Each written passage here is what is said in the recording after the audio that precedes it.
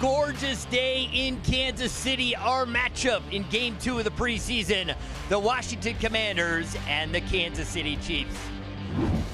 Hello to everyone and welcome into the broadcast booth alongside former Chiefs Pro Bowl quarterback Trent Green. I'm Ari Wolf, and Trent, how good is it to be back here at home cooking for the Chiefs? Well, think about it. For a lot of these rookies and first free agents, they're coming into Arrowhead. This is their first opportunity to put on the uniform and come out on the home field. A good news last week, the offensive unit looked razor sharp. Patrick Mahomes looked in midseason form. You know, he really did. And when you consider they were talking about playing him for an entire quarter, but you go out in the opening drive and you spread the ball around the way that Patrick Mahomes did, the way that he used different receivers. He got some mobility, moving around the pocket. MVS on that one, getting a crucial third down, and then Blake Bell with the touchdown. An impressive first drive for Patrick Mahomes, and that's why he only played one series in that game. And the first-team defense had a shutout last week against Chicago. And one of the areas they wanted to focus on was pass rush, and the defense delivered with 5 sacks. Well, and that was a big emphasis for the defense this offseason. They wanted to get younger, and they wanted to get faster. And they wanted to put pressure on the quarterback, and they did exactly that. Chris Jones with a sack early in that game. Kalen Saunders dragging down from behind. And then the rookie, Karlaftis, bringing him down for a sack. It was a special day for the Chiefs defense when you consider the amount of sacks and the amount of pressure they were able to put on the Chicago Bears. And they're going to lean heavily on this second-year man. Nick Bolton is a stud for this Chiefs defense. We are thrilled to introduce a new member to our broadcast team, a Kansas City native and a longtime Chiefs fan on loan from the NFL Network. We introduce Kimmy Chex. What's up, guys? I'm so excited to be home in Kansas City, just minutes away from kickoff here and the second preseason game. Now, last week there was a lot of excitement over that first drive on the offense led by Patrick Mahomes. These guys led to some of that excitement as well. Taking a look at our wide receivers, 2 notable additions this offseason, and Marquez Valdes-Scantling and Juju Smith-Schuster, as well as the rookie Sky Moore, plus a returner, Mecole Hardman. Excited to see what's going to happen as this first-team offense takes the field. However, we love the offense, but we need to give the defense some shine as well. And for that, I'll send it over to our good friend, Matt McMullen.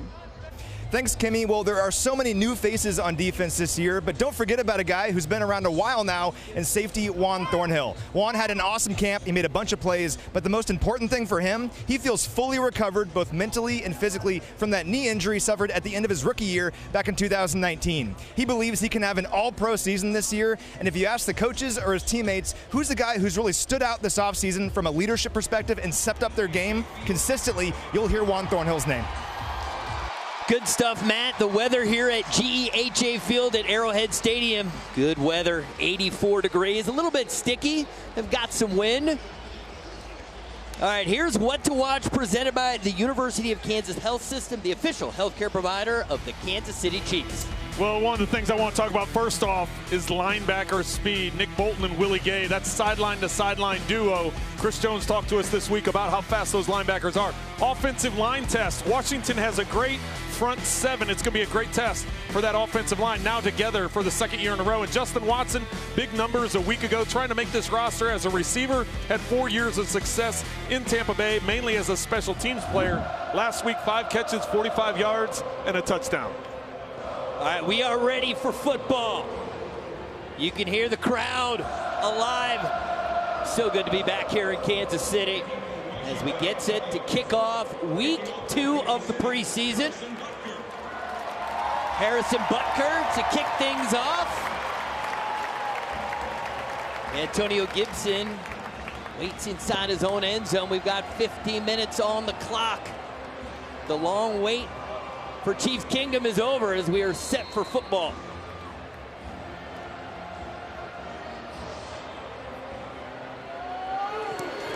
Butker, it's a short kick. Gibson will come up from his own 6-yard line. And not much room to work with, brought down at the 23-yard line. And now for the starting lineups, brought to you by T-Mobile.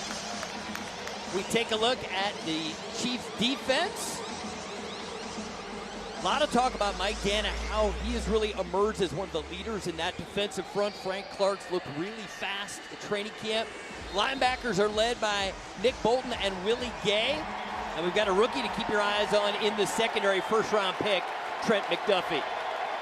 1st and 10 for Washington.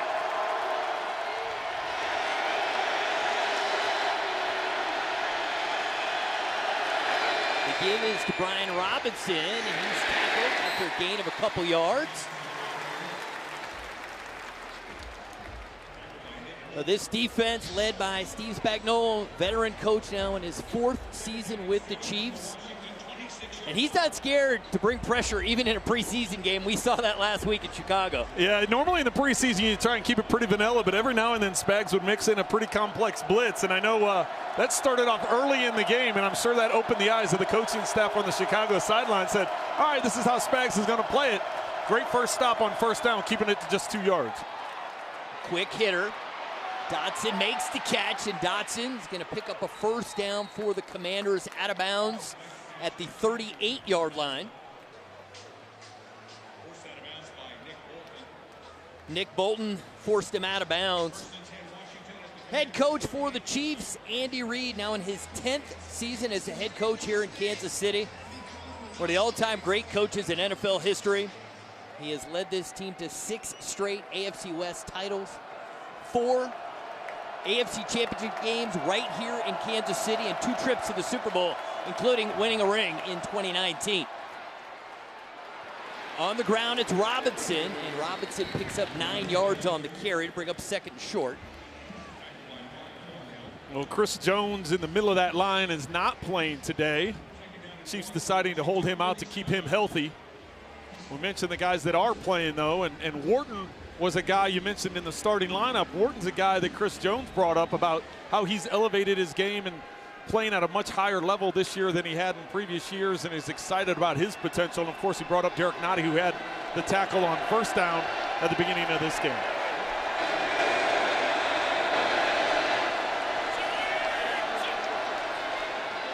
Robinson on 2nd and short, and he gets just enough for a Washington first down.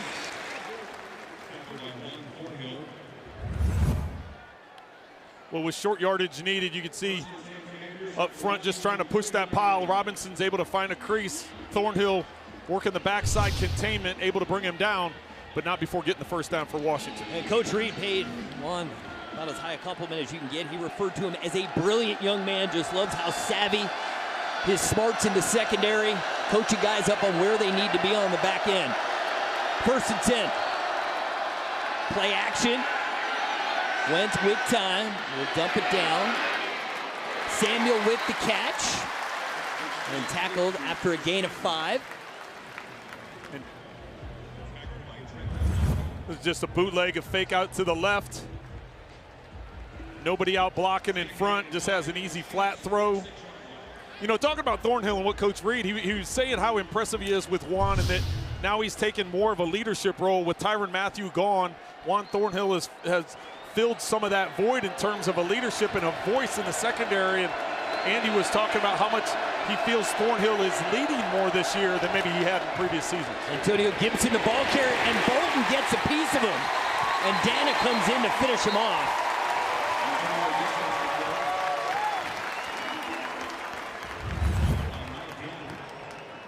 Body on a body up front. So what does that allow? That allows Bolton to go untouched into the backfield to make contact. That slows everything up and allows Dana to come in and finish it off. We talked at the beginning about the speed of the linebackers, Bolton and Gay specifically, but Nick Bolton has shown that last year, leading the team in tackles and picking up where he left off here today. 3rd down for Washington. Will Spags bring pressure? Wentz going up over the top for Samuel, and it's broken up. Terrific defense there. L'Jarius Sneed in coverage, the 3rd-year man out of Louisiana Tech.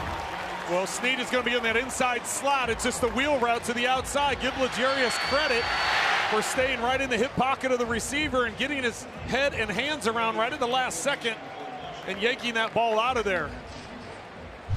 Great defense by Sneed to avoid that pick or rub play from the outside receiver. Press way on the punt. Sky Moore waits inside his own 10-yard line.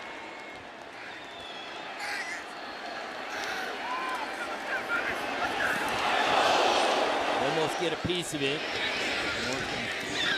Fair catch the football at the 18-yard 23-yard line. We step away and we come back.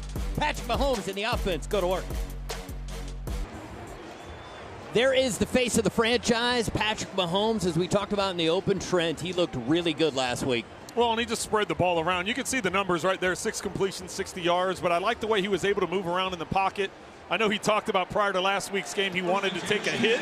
That was part of what he was looking forward to in the preseason. Now, he didn't want as big of a hit as he took last week, but he wasn't any worse for wear after taking that shot to the ribs. Yeah, he took a solid shot last week. Go to the air on first down. That is complete. Marquez Valdez-Scantling with the catch, the new man coming over from the Packers. And now for the starting lineups, brought to you by T-Mobile. The offensive line, one of the strengths of this team, particularly that interior group. Joe Thuney, Creed Humphrey, and Trey Smith. Humphrey and Smith, just outstanding rookie campaigns. Backs and receivers. No Juju Smith-Schuster today, nursing a knee. They want to be careful with it. But we just saw Valdez-Scantling and Travis Kelce. Always a guy to keep your eye on at the tight end position. 1st and 10. And there is Travis Kelce with the catch, breaks the tackle, picks up 9 yards on the play. Eric Bieniemy, the outstanding offensive coordinator. He really mixed it up nicely against Chicago and off to a good start here through the first couple of plays. Yeah, first couple plays getting the ball out of Patrick's hands quickly. That doesn't put a big task for the offensive line because you know your quarterback's getting rid of the ball on time. And then if they decide to go man-to-man or zone with man concept, you can take Travis Kelce one-on-one anytime. Looking for Valdez-Scantling. He had a couple of steps on the defense, but just overthrown a little bit. Well, it's interesting watching Patrick's body language after that. He was saying that was his fault. The difference here is I think what Patrick saw is there was no defender deep. So that's just a matter of reps. That's getting on the same page, he and MVS being together, because watch the way the release and then comes up to the corner. Now, what Patrick sees is no defender back here. So he's throwing it, anticipating MVS to go up the field. Instead, MVS probably does what the playbook says and flattens it off. So that's just a communication thing that'll work itself out throughout the course of the season. Well, that guy, Michael Burton's been a first down machine since he joined the Chiefs last season. He was 8 for 8. He had 8 carries. They all went for first downs. Last week, same situation, got a first down in here. In short yardage, Burton does it again. And he loves to keep a fullback on the roster, and Burton has delivered for the Chiefs. 1st and 10.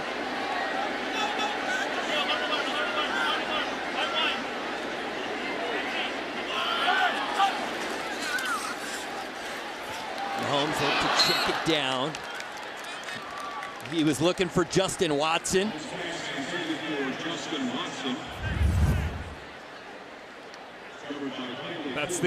That's the reaction on the overthrow to Marquez Valdez-Scantling earlier. He knew it was his fault, but it was, like I said, it was he saw one thing. MVS was running what the book said. It's just that communication will grow throughout the course of the season.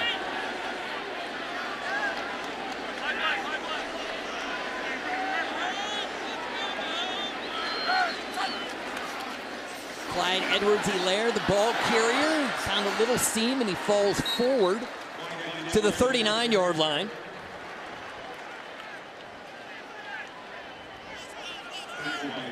In our what to watch segment at the beginning, as we take a look at Creed Humphrey here, Washington has one of the better defensive fronts in the NFL. Their down 4 is as solid as anybody you'll find around the league, and this is a great challenge for this offensive line. You know, Ari, you mentioned that interior 3.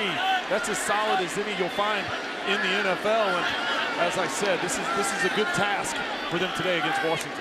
3rd down, Jerick McKinnon in the game. Mahomes all kinds of time. The throw for McKinnon, makes the catch, stays on his feet. McKinnon across the 40.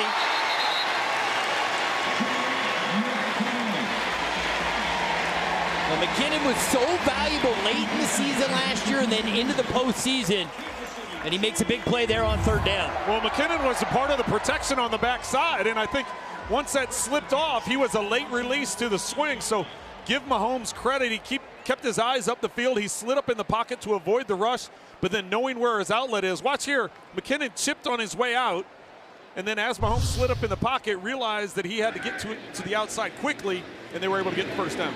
Helaire, tough sledding there, gets back to the line of scrimmage.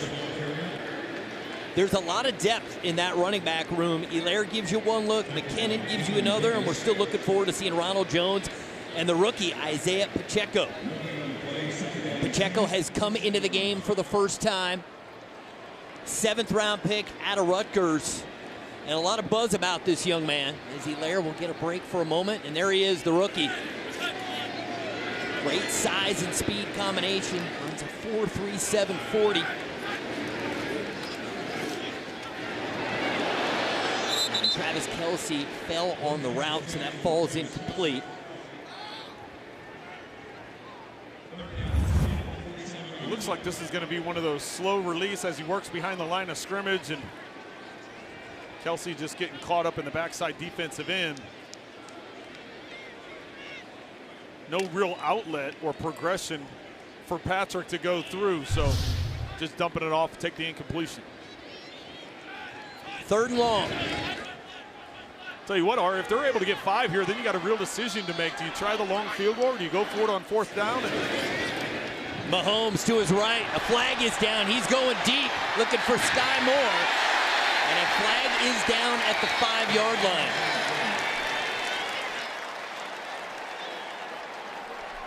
So there are 2 flags on the play, one in the backfield and one down at the 5-yard line. Be offsetting, I would think, here. There are fouls against both teams on the play. Holding, offense number 77. Pass interference, defense number 3. Those penalties offset. The replay 3rd down.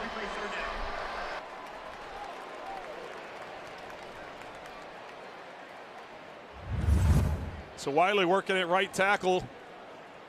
He's going to be called for the hold. Watch as Mahomes escapes to the outside. He gets a handful of jersey. That's easy for the official to see. And then here's the penalty on Jackson with defensive pass interference. I'm not sure I saw a whole lot there, but that was a good call for the Chiefs in terms of offsetting to give them another crack here on 3rd down. And Kansas City wants and gets a timeout. Kansas City takes its first timeout. 30 seconds. All right, a little earlier today, Harrison Butker, during the warm-ups, always tries to test how far he can kick it. And with the wind, Trent, he was putting on a show. Well, this one here is 69 yards. He actually made one from over 70 yards. And he had talked this week about a 70-yard field goal. There was some buzz about whether or not he'll get that opportunity, but no matter if it's during the warm-up phase of the game, that over 70-yard kick, incredible. Come on, I mean that's phenomenal. So another chance here following the penalties that were offset. 3rd and 10.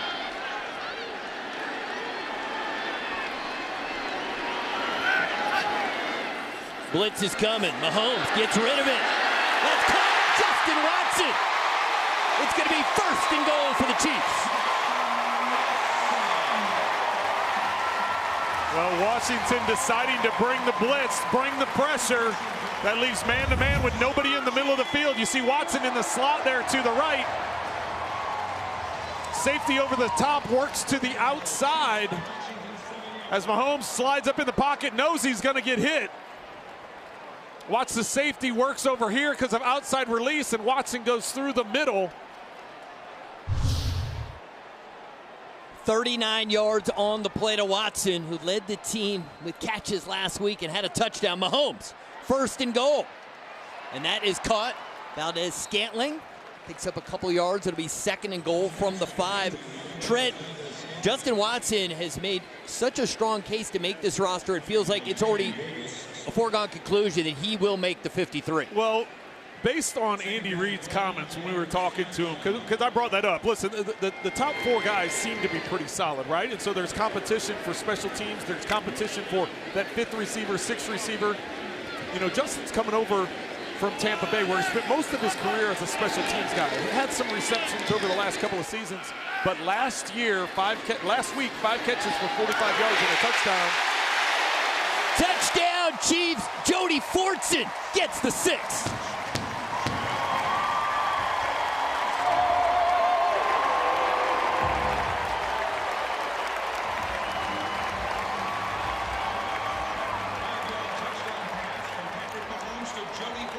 Well, Travis Kelce's very complimentary about Jody Fortson because Fortson started off his career in Kansas City as a wide receiver and is now working in as a tight end. And just to make that commitment, body-wise, workout-wise, putting on weight, learning the blocking. This time they isolate him outside one-on-one, and because of his size advantage, that's an easy decision for Patrick Mahomes and an excellent throw and execution for the touchdown. Butker makes the extra point. What a start for the Chiefs. It gets set up. Mahomes to Justin Watson. They get inside the 10. And then Mahomes dials up the big man. Fortson gets the touchdown. Welcome back in, guys. Now, if you ever have a chance to come to GEHA Field here at Arrowhead Stadium, you got to come here to the lower concourse, the brand new and newly renovated Hall of Honor filled with memories and memorabilia of the Chiefs' greatest, including this guy right here. Trent, do you recognize these cleats? They may look a little bit familiar to you. That's great, Kimmy. Actually, I do recognize those shoes. Of course you do. I do recognize those shoes. You got to have, I always went with the screw-in cleats when you're playing on real grass. So it fits your whole old school, that's know. Right. Yeah, that's right. Your brand, yeah. Right? Harrison Butker, the kick. Alex Erickson will not attempt at a return. All right, Trent. What a start for Patrick Mahomes again this week, and the big play was to Justin Watson. You know, it was phenomenal when you consider 2 drives that Patrick Mahomes and the starting offense have been in on, and they've scored touchdowns on both drives, and really key third down conversions, big catches, big plays, big opportunities. But what a job by Justin Watson, working his way down the middle of the field. Patrick obviously recognizing the blitz, taking advantage of it with the accurate throw, and then finishing it off with the touchdown pass to Fortson. 1st and 10 for Washington from their own 25.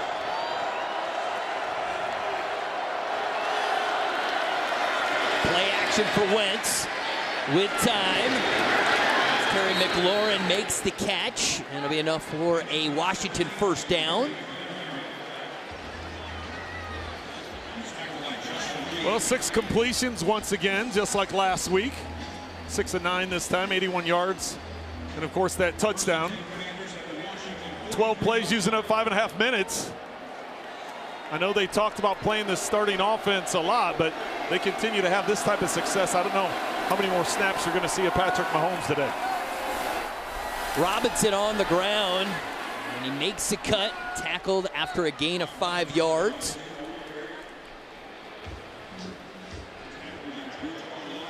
George Karlaftis made the play to make the tackle. Karlaftis last week had a sack. What do you think of Karlaftis last week? It looks like he's more than ready to play at this level. You know what? I love the fact that he was able to get pressure, get a sack. The guys on the team gave him a hard time about his sack celebration, or lack thereof, in terms of a sack celebration. But hopefully he has a lot more this year, and he can come up with something of his own. 2nd and 5, pressure coming, and it forces the incompletion as Wentz was looking for Antonio Gibson. And it'll bring up 3rd down.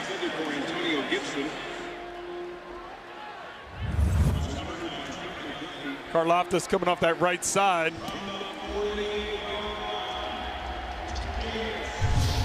Wentz getting the ball out of hand quickly, and almost too quickly though. Not giving the receiver time to get out of his route. This is an area of the field. L'Jarius Sneed talked to us about stopping on 3rd down. Last series, Sneed came up with a big play, knocking the ball away on 3rd down. Here's another 3rd down opportunity for the Chiefs to get off the field.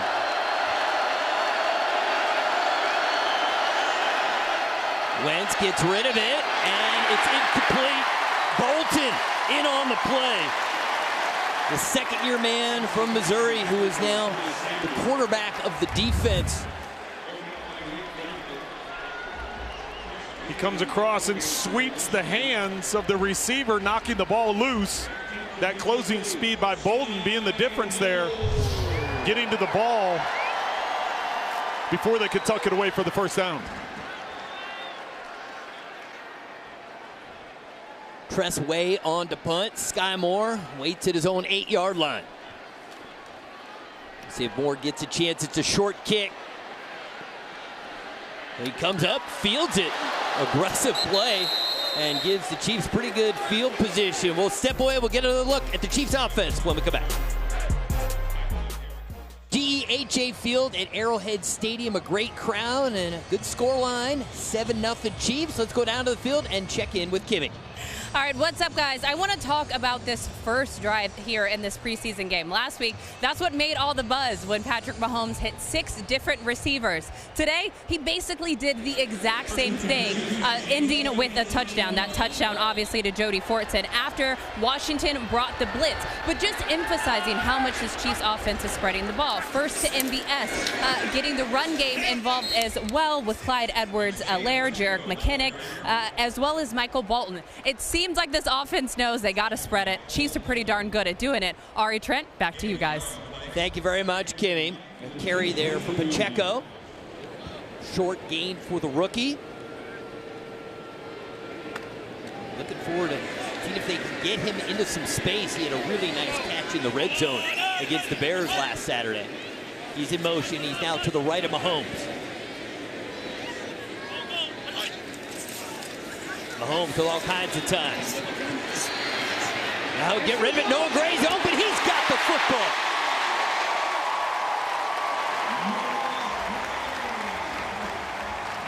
Well, that's what this team and that's what Patrick Mahomes do so well, is if they give him this amount of time in the pocket where he can work through and begin to improvise off of what is being called, that's when big plays are going to happen. And Noah Gray recognizing that the ball was supposed to be the outside, supposed to be a flatter throw, but it was covered. So what did he do? He drifted upfield to where the open space was. Mahomes saw it, recognized it, slid over, bought time, laid it out there, and got the first down. Well, they try to get it out to Pacheco in space, makes the catch, and picks up 5 yards on the play. Well, the proof is in the pictures, people. You want to know that Kimmy Checks is a legit Chiefs fan? Here are the pictures to prove it. How about that? Grew up in Kansas City, going to Chiefs games. Even the cold games, they even had the cold games going on there.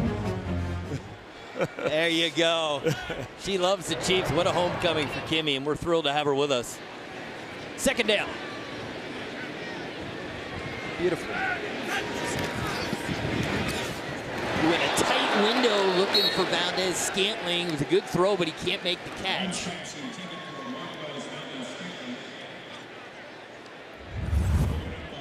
So Patrick tapping himself on the chest. I wonder if he thought he should have put it more in on the body as opposed to out in front of him.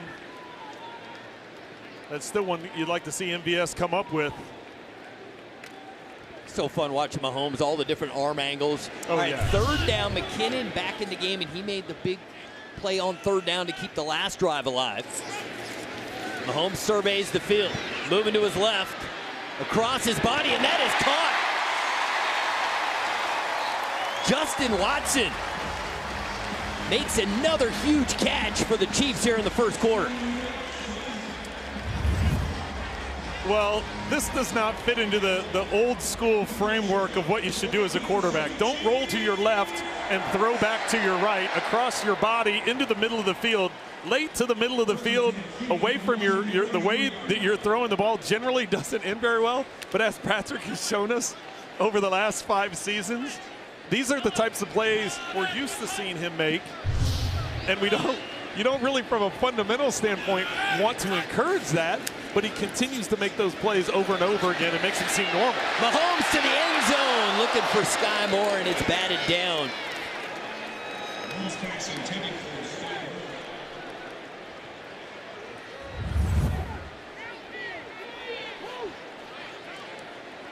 Sky Moore working the outside. It's a double post. Justin Watson going down the middle of the field. You'll see Watson go down here. Sky Moore is going to give a little double move to the outside. I bet if you ask Patrick, he wishes he'd put a little bit more air on it and put it more towards the back of the end zone, so it was an over-the-shoulder type of catch. By laying it the way that he did, that allowed the corner to undercut it and knock it away. Mahomes. And that is caught. It's Kelsey. And it's another Chiefs first down. Now, Art, don't get me wrong. That was a great play by the defensive back. But if you're going to nitpick and get down to the details of where to place the ball, that's where you have to come up with the last one. Now, this time, Kelce just sits in the zone. He realizes they're in zone coverage. The outside receiver forces the corner Fuller up the field. So that leaves a window. Kelce just recognizes that, spins to the outside, sits down, get the first down. Great combination once again from he and Patrick Mahomes. It appears the Chiefs will let the final seconds of the first quarter tick down to double zeros. But what a first quarter like last week. Dominant play from the defense, setting up the offense, and Mahomes, terrific. Don't go anywhere. We're coming back for the second quarter. Back.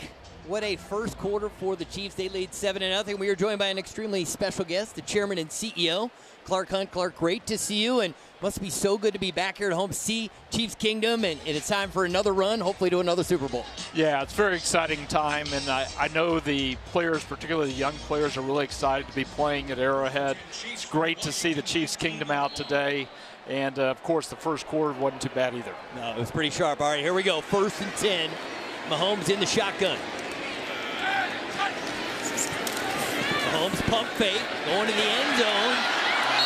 Outside of the reach of Valdez-Scantling. Well, let's start at the beginning. You addressed the team at training camp. They showed it at the beginning of the franchise. It was just so cool how you talked about how you set the standard now in this organization and what is expected of these guys in 2022. Yeah, it's one of my favorite things that I get to do every year is address the team at training camp. That's really the kickoff to the season. Of course, this year we had so many new young players. I wanted to make sure they understood what it means to be a Chief and what our goals and objectives are for the season. 2nd and 10.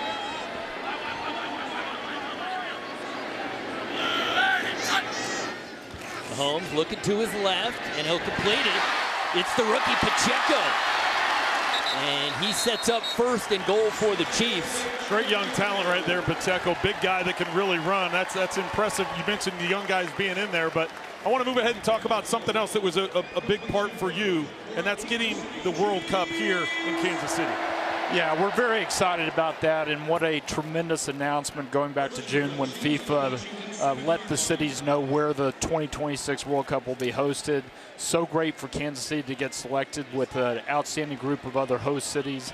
I know we're going to do a fantastic job when that opportunity rolls around here in 4 years. 1st and goal.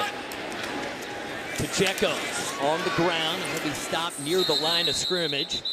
Well, we're talking World Cup. Let's keep the international focus, because I know expanding the footprint of the Chiefs is very important to you, and I know that Germany and Mexico are 2 of the spots you guys have targeted. Yeah, that's exactly right. The NFL has given us the opportunity to market internationally. We selected Germany and Mexico as the places we wanted to focus on first. This game actually is live in Germany right now on DAZN. So we're working very hard to build a fan base both there in Mexico, and of course, hopefully in the near future we'll be able to play the games there during the regular season here in a couple of years. 2nd and goal. Mahomes to his right, buying time, and he just throws that one away. It was special for the Chiefs to be the first game ever on NFL Network. Now there's another first game ever. This is going to be the season opener this Thursday, or not this Thursday, but the opening home game for the Chiefs. First game ever on Amazon Prime. Talk to us about that and how important it was for the Chiefs to be a part of that. Yeah, we were very honored to be selected for that game. Obviously, it's a very big deal for the National Football League to be putting a game on that network, on that streaming service, and we're delighted to be the first team that was selected. I think it speaks volumes to the success of the team in recent years, and also the incredible experience here at GEHA Field at Arrowhead. Mahomes steps up in the pocket, will throw. It's caught. There, his feet in. It's a touchdown. Touchdown, Chiefs. Phenomenal. And it's Jody Fortson again, his 2nd touchdown of the day. You know, Clark, it never gets old seeing some of the stuff Patrick Mahomes does with the football and the way he moves around and the way he buys time, and then he continues to extend the play. But once again, buying time with his legs, finding Fortson in the end zone, and then putting it in a spot where only the Chiefs can get to the football and make another touchdown. Yeah, he's a very special talent. That was an incredible play. One of the fun things about coming to games here at GEHA Field is seeing what Patrick is going to do this week. Right. There's something new every week. And Trent was talking about fundamentals, Yes. things that he would want to teach, and some of those things just don't apply to Patrick. That's exactly right. Had to throw those fundamentals out. All right, Butker on for the extra points. And Butker delivers. Clark, would you be willing to stay with us? We got a couple other things we'd like to talk to you about. Absolutely. All right, we will step away when we come back. More with the chairman and CEO, Clark Hunt. We are so thrilled that our special guest has decided to stay with us for one more series. And Clark, this is a really important game. It's the Chiefs charity game, the 38th annual charity game, and this is a tradition started by your father back in 1985, and I know it's so important to you in the organization. Yeah, it sure is. One of the things that we stress with the players, coaches, and really the entire organization is giving back to the community. Part of our mission statement is to unite our community, and the way we do that is getting involved. The Chiefs charity game is probably one of the most visible expressions of that kind of involvement. I mentioned it's the 38th year. We've raised over $15 million in that time to benefit local charities. Today's game is the second year that MOXA, the Metropolitan Organization to Counter Sexual Assault, has been our beneficiary. On the return, and Williams is not fooled. Joshua Williams, the fourth-round pick out of Fayetteville State. He stayed outside and makes the tackle. There is a flag on the play.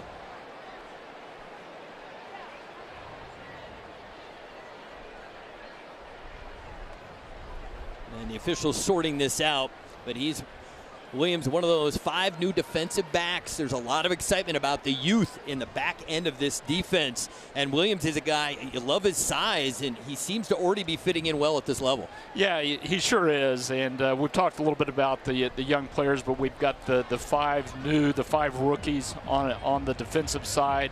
I spoke to Coach Spagnuolo before the game about the increased speed that we're going to be able to play at this year, in large part because that group. During the return, personal foul, grabbing the face mask, kicking team. And Williams has certainly been part of that. He was a really pleasant surprise, 4th-round draft pick. He came in and has done a really nice job. Yeah, there he gets a little piece of the face mask.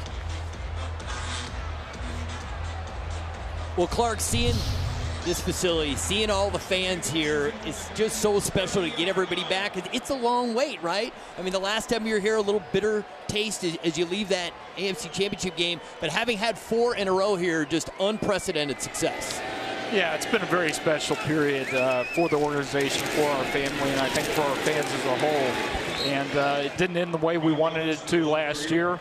And when you have a tough loss like that, you can't wait to get to the next year and get the season started. And the great news is we're just a couple weeks away. So good to see the team, the fans here at GEHA Field at Arrowhead. And we're getting ready to kick off the 22 campaign. Well, thank you so much for stopping by. We love our annual visit with you, and best of luck this season. Thank you very much. Thank you so much, Clark. Yeah, my pleasure. Yeah, great to be on with you guys. Great stuff. 2nd and short.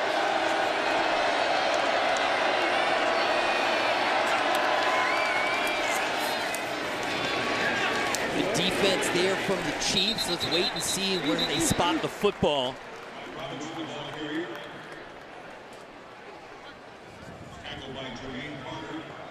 Jermaine Carter, 27-year-old linebacker who played his college ball at Maryland in his 5th year in the NFL, his 1st season with the Chiefs. And this is kind of crazy. At 27 years of age, he's the oldest linebacker in that group.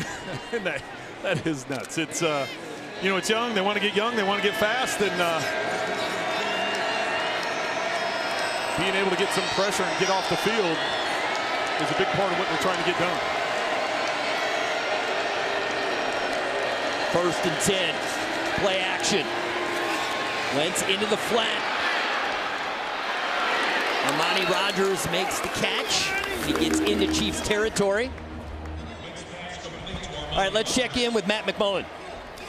Hey guys, it looks like Nick Bolton's day is likely done, but what a game for him once again, as both against the run and the pass. We knew what a bowling ball he was going into last season, and we saw that. He was one of only 9 rookies since 2000 to have 110 tackles and 10 tackles for loss, but his ability against the pass really improved over the course of the year, and we're seeing that so far in this game, I think.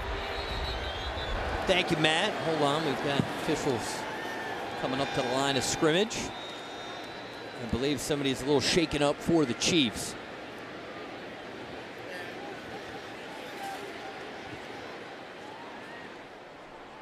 And they are going to have the training staff come out and take a look. It's Rashad Fenton, who the team was thrilled to get back. He had been out for most of the offseason with a shoulder injury. We'll check on Fenton when we come back. All right, that was the legendary voice of Mitch Holthus. And Fenton there, he's going to believe he's going to head into the tent for further evaluation. Hopefully he's okay. 1st and 10.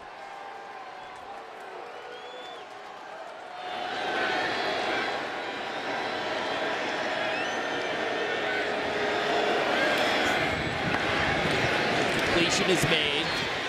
McLaurin, and he's forced out of bounds at the 35-yard line. Chiefs preseason football is brought to you by All Copy Products, the official supplier of digital office technology for the Kansas City Chiefs. For more information about All Copy Products, go to allcopyproducts.com. Elijah Lee checks back into the football game.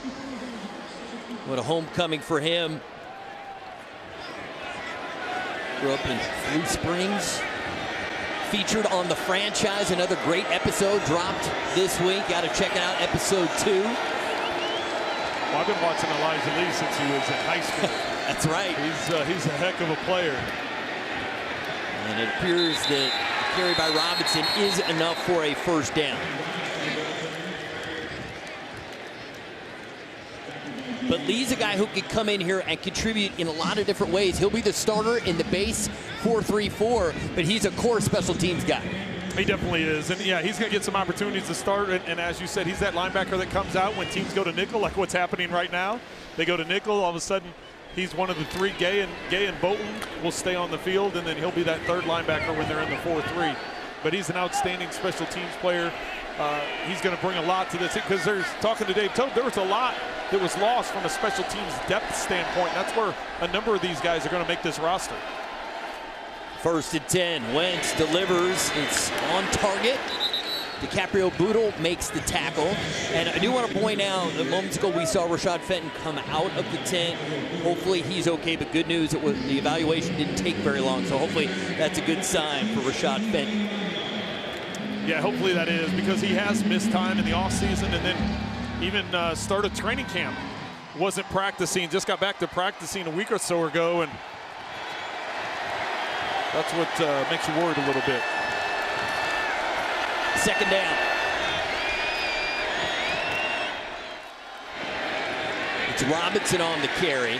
They tried to fool the Chiefs with a little misdirection, but nobody was fooled, and it's going to bring up 3rd and 5.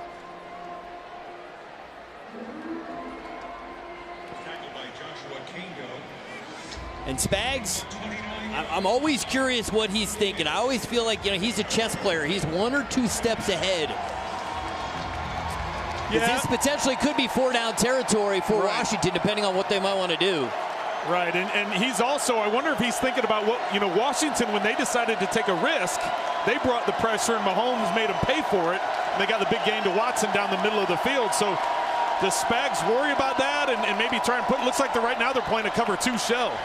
Flags are down, no play. Flag is down. I believe it's going to be a false start. False start. Offense number 76. 5-yard penalty. Still 3rd down.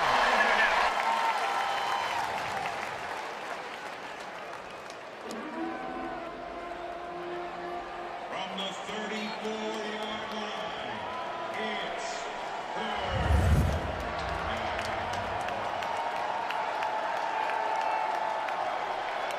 Little bit of a rock back, enough to get the call. Ron Rivera not going to be happy about that. That makes it 3rd and 10.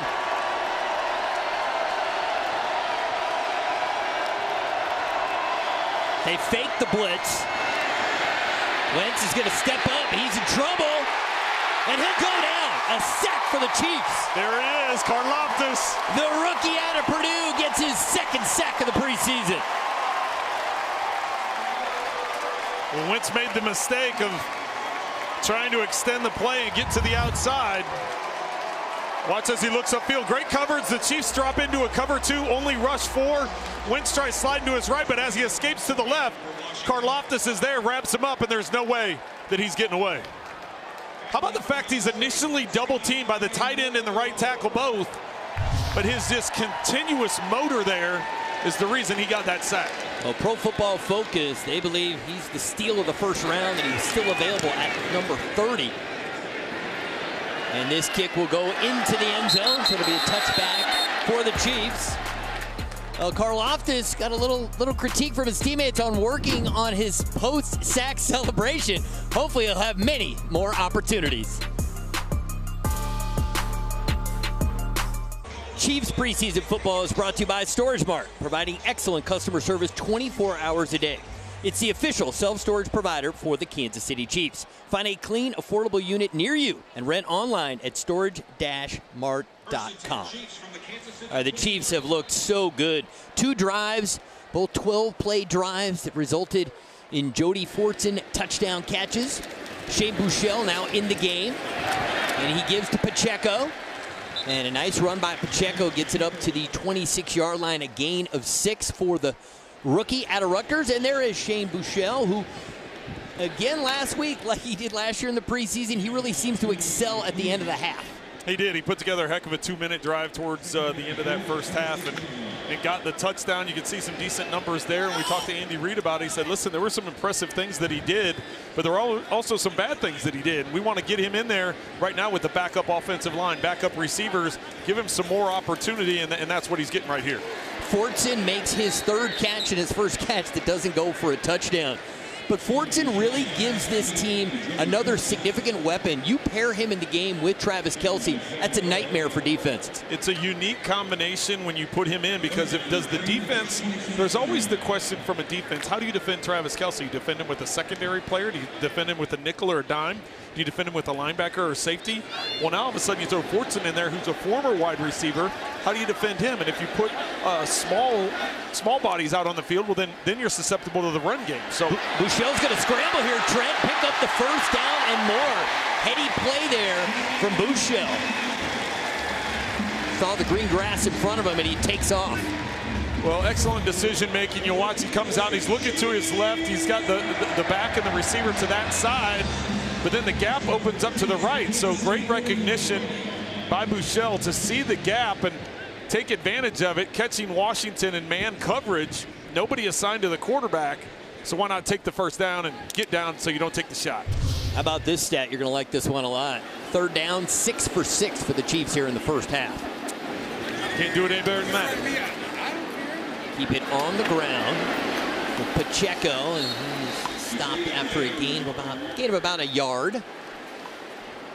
All right, here are the scoring drives so far in the preseason. There's a lot to like there.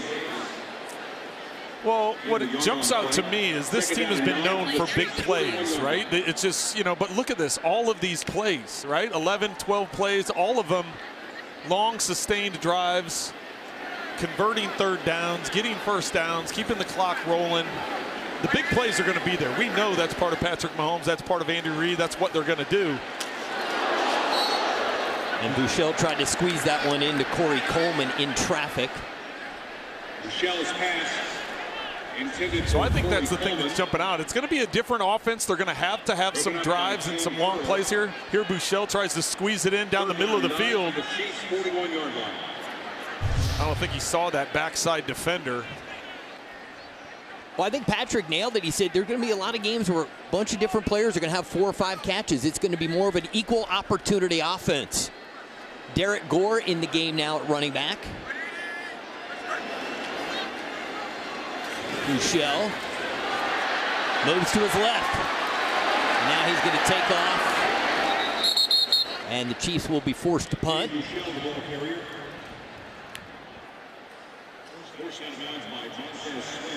So Trent, what would you say the best case scenario when you look at this offensive group? Seems like there's a lot of different weapons, and defenses are going to have to account for a lot of different guys. They will have to account for a lot of guys, and on this play, there's nobody open. So Buechele makes the right decision. There's Fountain there working open to the right, but Buechele's read was back to the left. So once you work back to that side of the field after not taking it as your initial read, good decision by Buechele not to try forcing it in there. Townsend, that's a towering boot. And Batsman makes the play. We are going to step away. When we come back, we're going to talk a little bit more about this Chiefs defense.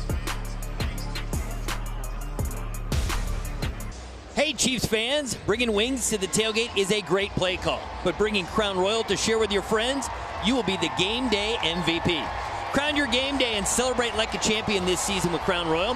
Visit crownroyal.com to find game day cocktail recipes and learn more. Please drink responsibly, and let's go down to the field and check in with Matt. Hey guys, just a quick injury update. Rashad Fenton, he had a groin injury earlier. He is out for the rest of the game. Rashad Fenton with a groin injury, he is out, guys. Thanks, Matt.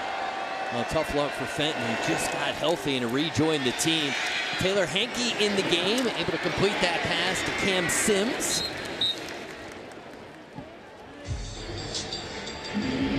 All right, there's Fenton headed back to the locker room. Hopefully well, the good news is that he's walking up the tunnel and not getting carted into the tunnel. So the fact that he's able to put pressure on it and walk it, I think is a good sign. Real good. You know, Fenton is a proven vet who's been really solid, but they've got a lot of young guys. There's some real depth in that secondary now as a result of the draft put together by GM Brett Veach and his staff. And they complete it to Gibson. Gibson's going to be a little shy of the first down. Dion Bush there, 26. Vet who played his entire career for Chicago before joining the Chiefs this offseason.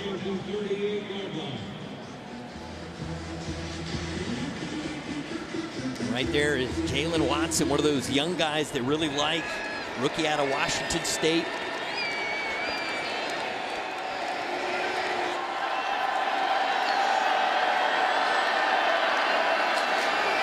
Henke going down the field. Williams is there in coverage. And well defended by Joshua Williams.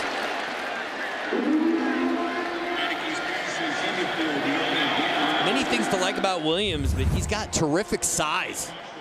6'3", 193. Well, that's the thing. There's so many big wide receivers in the NFL. Having those big corners to match them and the speed to go up and compete for a ball, and that's exactly what he did right there, is able to go up and nearly come up with the interception, but knock it away and make sure it wasn't completed. Chiefs have been great on third down. They have not allowed a third down conversion. And this time Washington able to pick up the first down with Antonio Gibson. Gets it up to the 42-yard line. And we have come to the 2-minute warning. The Chiefs have looked really solid, 14-0. We'll be right back. There's lots to celebrate about Justin Watson. 2 catches, 53 yards today. He led the team in catches last week in Chicago, had a touchdown. Heinicke in the shotgun.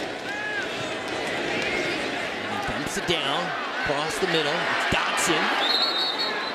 All right, let's take a look at this week's Chiefs History 101 question presented by Park University. All right, who holds the Chiefs record for most defensive touchdowns? I feel like every week, Trent, you know the answer. You're a Chiefs historian, but we'll let the fans at home try to figure this one out. Warning, you just have one play to think about it. We're coming back with the answer. 1st and 10 for the Commanders. Heinicke in the shotgun. Looks to his right. And in traffic, De'Ami Brown. All right, so now it's time for the answer. Why don't you kill the suspense and tell us the answer, Trent? Well, I wish I knew. I would just be taking a guess, so I'm going to go with, wow, how about that? Bobby Bell. I was going to actually go with DJ, just because I was like, DJ leads the team in tackles. I'm with you. I'd have done the same thing. Antonio Gibson in some space, and he sets up the Commanders at the Chiefs' 21-yard line. But don't forget how outstanding of an athlete Bobby Bell was, right? 8 defensive touchdowns. Impressive stuff. What a career.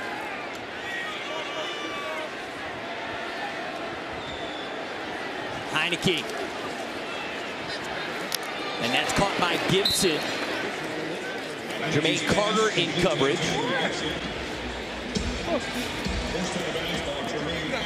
I don't see Bobby Bell as being much of a touchdown celebration guy. Not so but much. Eight touchdowns, so he maybe had to come up with something after all those touchdowns. So Washington getting an opportunity to work on the 2-minute offense here. They got all 3 timeouts. The Chiefs, on the other hand, getting a chance to work on their 2-minute defense. They got 2 timeouts in their pocket.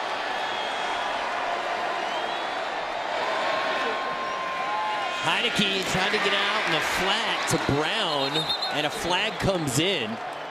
I think they're going to call offensive pass interference. I think he was blocking downfield. Pass interference, offense, number 88, 10-yard penalty, replay, 2nd down. Armani Rogers guilty of the penalty. That'll back up Washington. Now watch, he's blocking all the way upfield, and the ball ends up crossing the line of scrimmage. And Second down and 13 from the Chiefs' 24-yard line. All right, 2nd down at the Chiefs' 24-yard line. See if the defense can come up with a stop here in the final minute of the first half.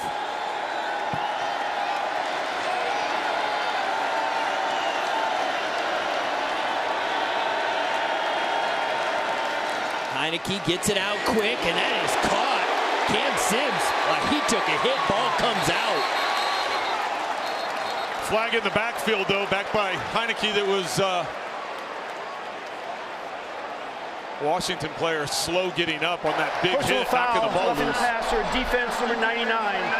15-yard penalty, automatic first down. That goes against Colin Saunders. Saunders throws his hands in the air. Let's see, it'll be easy to tell with the new rules. Oh, great swim move.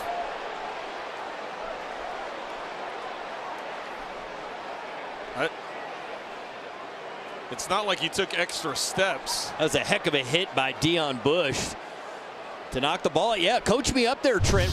Why is this a penalty? I'm not sure. That's why Saunders is shaking his head. And the only thing I could think is if they said he went to the head and neck area. It looks like he shoved him up on the chest as opposed to in the head or neck area, but it wasn't.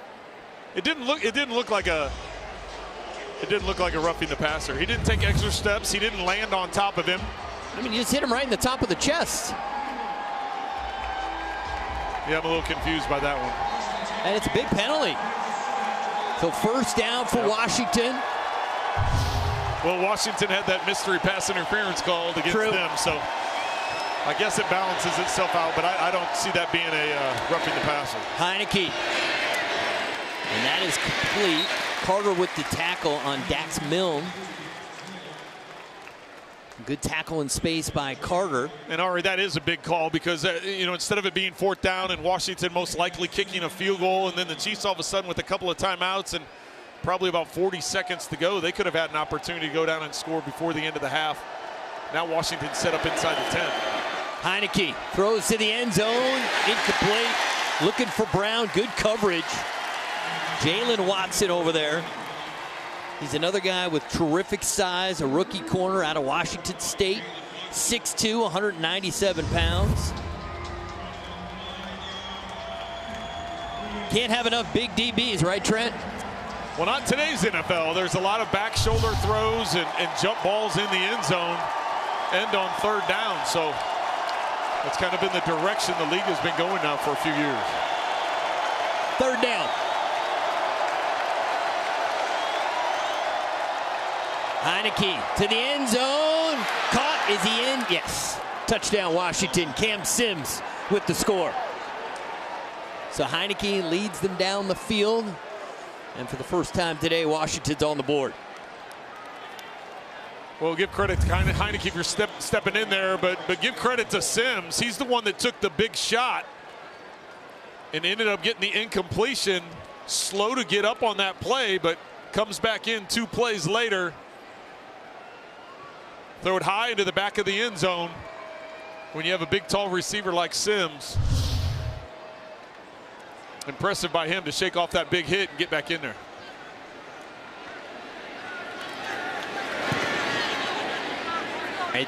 The extra point is up and good, so the score now 14-7. All right, let's take a look at the Hy-Vee drive of the first half.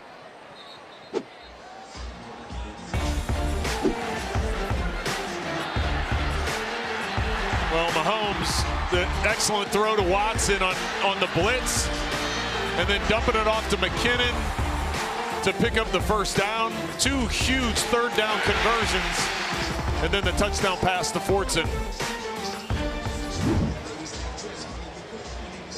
Outstanding first half for Patrick Mahomes. 2 12-play drives, both result in touchdown receptions for Jody Fortson. One from 7 yards, the other from 5 yards.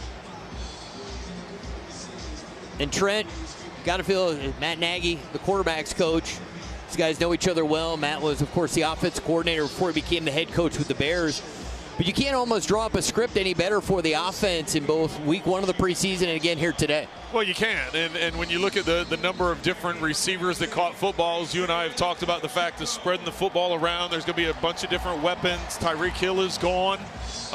There's going to be different usage of different players and how they stack those together. Travis Kelce's still going to be Travis Kelce. Listen, he's got 6 consecutive seasons over 1,000 yards, but who's going to step up at the wide receiver spot and how they're going to spread it around, we've seen the last 2 weeks. Pacheco decided to take it from deep in his own end zone to try to make a play here before the end of the half. So flag on the play.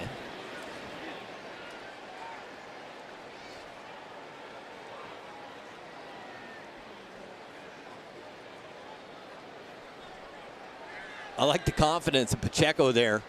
Go ahead and take a chance at the end of the half, see if you can make a play. During the return, holding return team number 83. Penalties half the distance to the goal line. First down, Kansas City.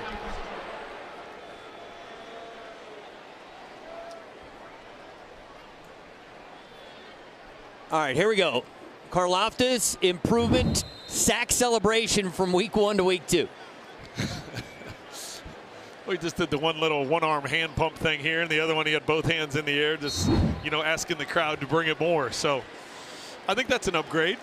Absolutely. From week 1 to week 2, I think that's an upgrade. We'll give him that. Solid first half for the Kansas City Chiefs as they will head to the locker room with a 14-7 lead. Mahomes leads the way with 2 touchdown passes. So another solid day of work for Mahomes here in the preseason. Lots of fun to be had here at GEHA Field at Arrowhead Stadium. We'll step away halftime festivities when we come back. Terrific first half for the Chiefs. They lead Washington 14-7. We're just about set to start the third quarter. Hello again, everyone. Trent Green, Ari Wolf, and Trent. If you think about the ones on both offense and defense, looking back to the Chicago game and today, they've been virtually perfect. You can't get any better. Right? I mean, the offense, Patrick Mahomes, the offense, they've had 3 series. All 3 have been long drive and touchdowns. Converted third downs, made some big plays, keeping on the field, keeping drives alive, and then ultimately ending with touchdowns. And you talk about the defense, they haven't given up a point. The starting defense has not given up a point in the preseason. So if you're Andy Reid and this coaching staff, you feel really good about where you are as a team right now, and just trying to get some production here in the second half. That's where a week ago, they let up the points. Ultimately, didn't end up winning the preseason game. But here today, they're trying to find those depth, trying to fill those roster spots. Who's going to be on the special team? Who's going to be your guys that are your 5th, 6th receivers, your 5th, 6th, 7th defensive backs? Who are those guys going to be? And I think all that takes shape here in the second half. And then, of course, in a few days when the Chiefs take on Green Bay here at GEHA Field at Arrowhead. All right, let's check in with Kimmy. Hey guys, we said it was a great first half, and I said that to Coach Andy Reid, and he said, hey, don't say that quite yet because what we just allowed at the end of the first half. He said in the second half, our goal is to not have that happen. Absolutely no penalties whatsoever. But to end on a fun note, I said, Coach, how good does it feel to be back here at GEHA Field at Arrowhead Stadium? He said, it's electric. There's absolutely nothing like it. Terrific stuff. Thank you so much, Kimmy.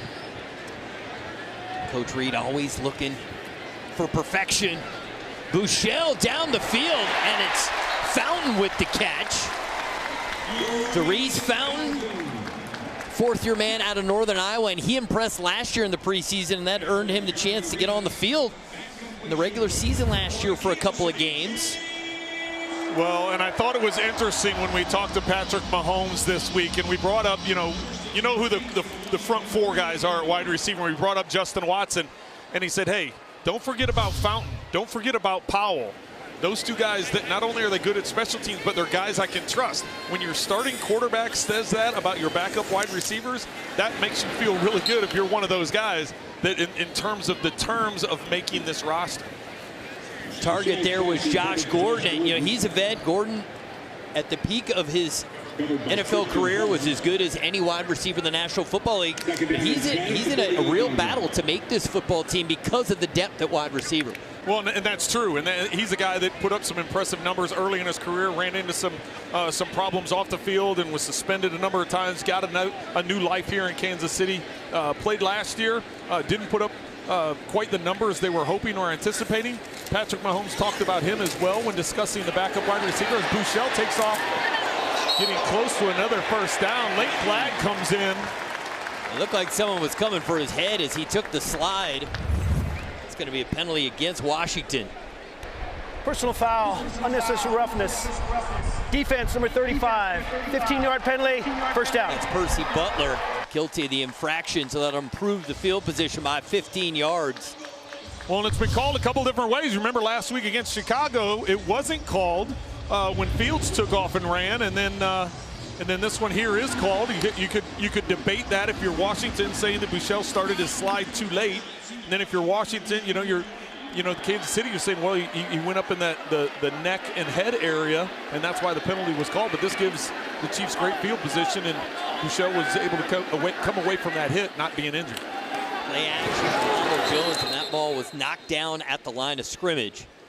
Buechele's pass knocked down at the line of scrimmage. Second down and 10 at the 25-yard line. That's Mathis, the rookie. There's 98, and then he tried to pick that pass off, but instead it'll be 2nd and 10. But already getting back to Josh Gordon, the one thing that Patrick Mahomes said is that he's showing more consistency this year. Last year, the reason why he didn't or get in as many plays as what maybe people thought he should have is just that consistency part. He said he's been more consistent in training camp day in and day out.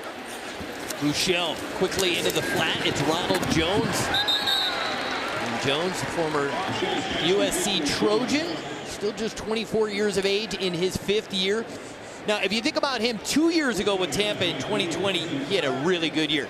Last year, about half the production he had in 2020, so the Chiefs are hoping they get the 2020 version of Ronald Jones. Well, and you start looking at running back depth, right? You've got Clyde Edwards-Helaire and you've got McKinnon.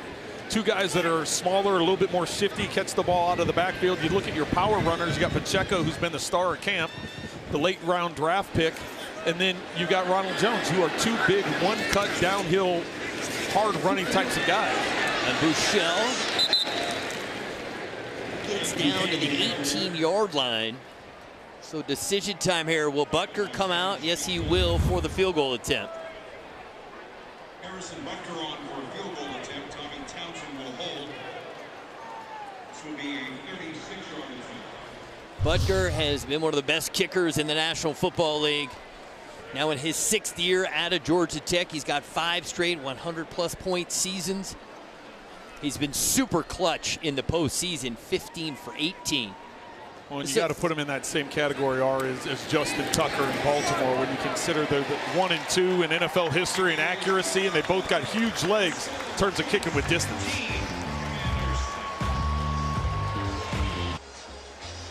All right, you got Patrick Mahomes, you got Chris Jones, a couple of future Hall of Famers, and I believe that's Travis Kelce with him as well, so why not make it 3 of them? Just a little bit of talent in that group. Well, and here's the point. You can tell they're joking around right now, but talking to all those guys over the last couple weeks and setting the standard, those are the vets on this team now. This is a young team, and talking with both Chris and Travis, and even Patrick got in the mix when he said, when Travis practices, he practices so hard. And Andy Reid told us, he said, Travis, he's 33 years old. We try and give him rest, and he doesn't want rest. He wants to be out there and take the reps. And Chris Jones talked to us about setting the standard as a veteran player. so the young guys know what the expectation is here in Kansas City, but couldn't find three finer examples than those three. McGowan, he gets hit hard. Terrific coverage in special teams.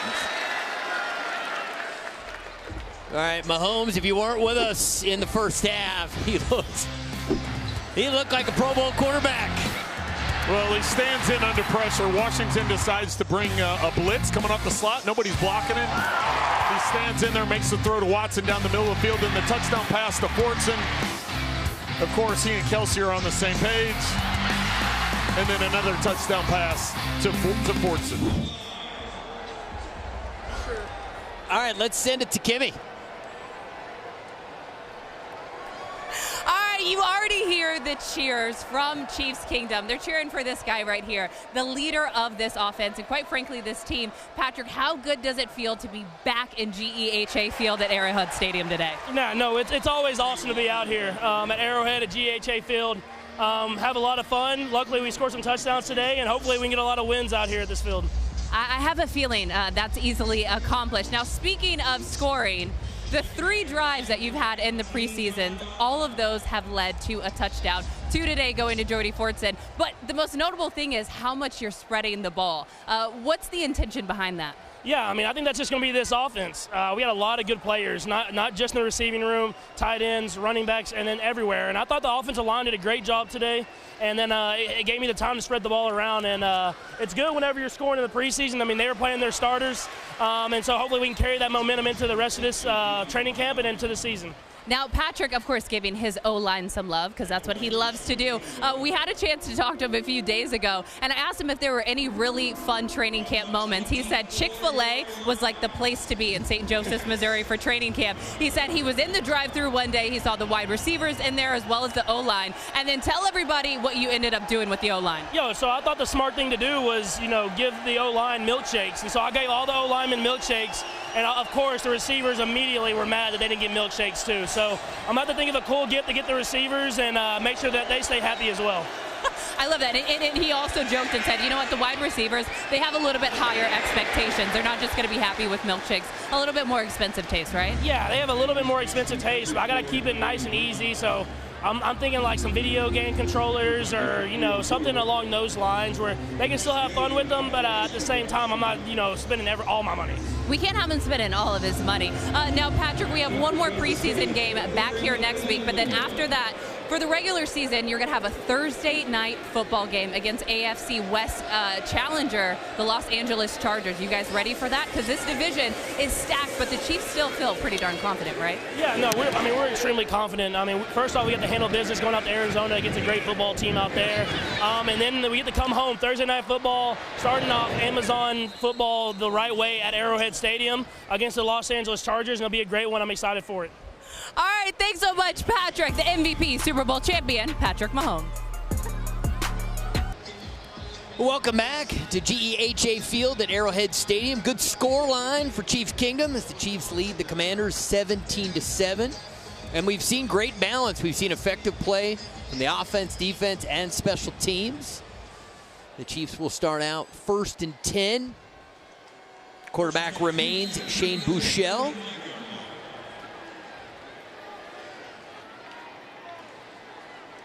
Ronald Jones is the running back to the left of Buechele. They fake the toss to him. And looking for Coleman, and that's a nice throw and catch along the sideline. Don't miss any of the action this season. Get tickets on Ticketmaster, the official marketplace of the NFL and the Kansas City Chiefs, and cheer on the Chiefs live in the stands. Tickets available at Ticketmaster.com/NFL. Get up to the line quickly, Buechele. Well, the only thing that tells me is there may have been some question of whether or not his toe was out of bounds. Jack Del Rio is going crazy over on the Washington sideline, pointing to the officials that Coleman may have been out of bounds. So the Chiefs recognizing that, getting to the line of scrimmage, getting the ball snapped quickly before the challenge flag could be thrown. There you see Coach Del Rio.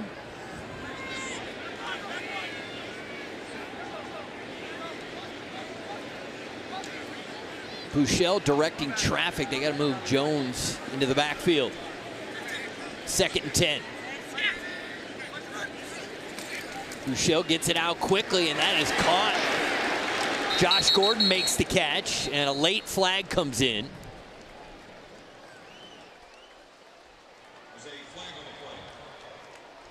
Well, good job by Gordon concentrating and bringing that catch in. William Fields, a completed catch. Personal foul, defense number 39. 15-yard penalty from the end of the catch. First down, Kansas City. Jeremy Reeves there, fifth-year man out of South Alabama. Gordon on the slant.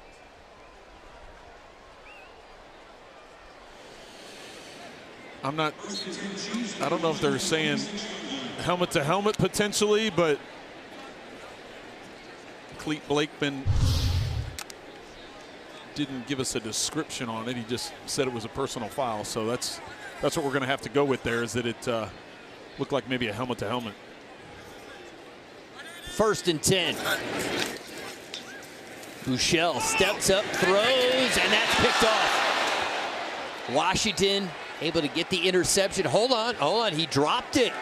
It looked like a sure interception. But good news for the Chiefs, it was dropped.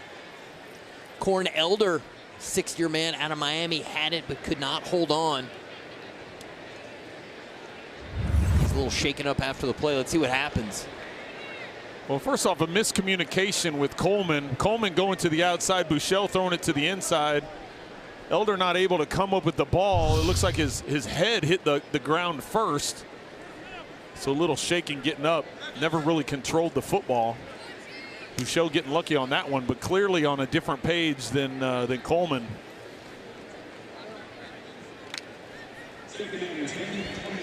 Second and 10.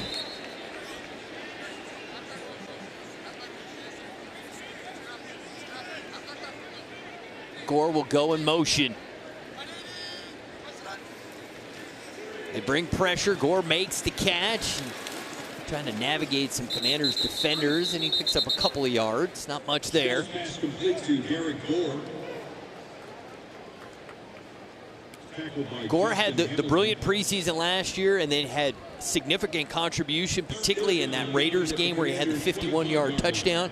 But last week struggled a little bit, so I'm sure he's anxious to get out there and make some plays for the Chiefs. Get back in the good graces of the coaching staff. Yeah, not an ideal game for him, and then of course he ended it on the bench with an injury. So it's good to see him back out there, trying to make an impact here and make this roster. 3rd down. Buechele moves to his right. He's going to take off and run. A flag is down. Buechele. If the play stands, it'll be 1st and goal, but let's wait and see what the flag's all about. Holding. Offense, number 73. 10-yard penalty. Replay 3rd down. That goes against Nick Allegretti, a guy that they're really pleased with his toughness and his versatility, but he gets called for the hold there. They're comfortable with him in a lot of different roles.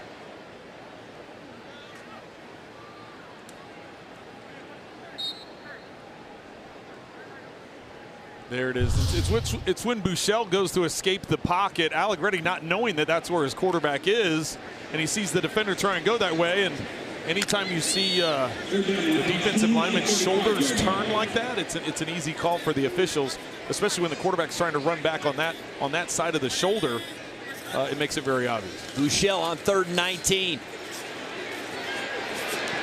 Escapes the pressure, throws downfield, and it's incomplete.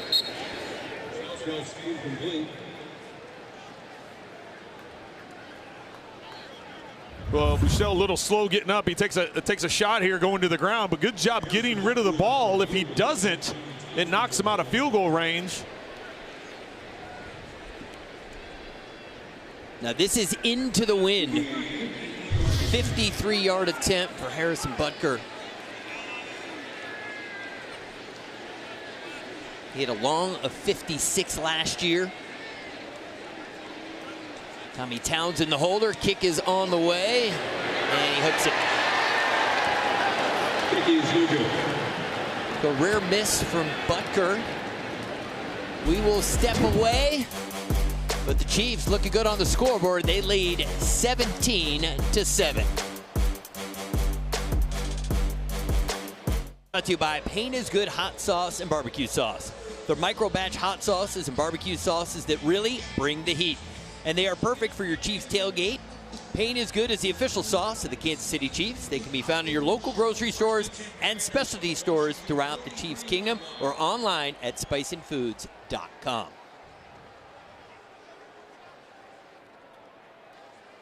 First and 10 for Washington.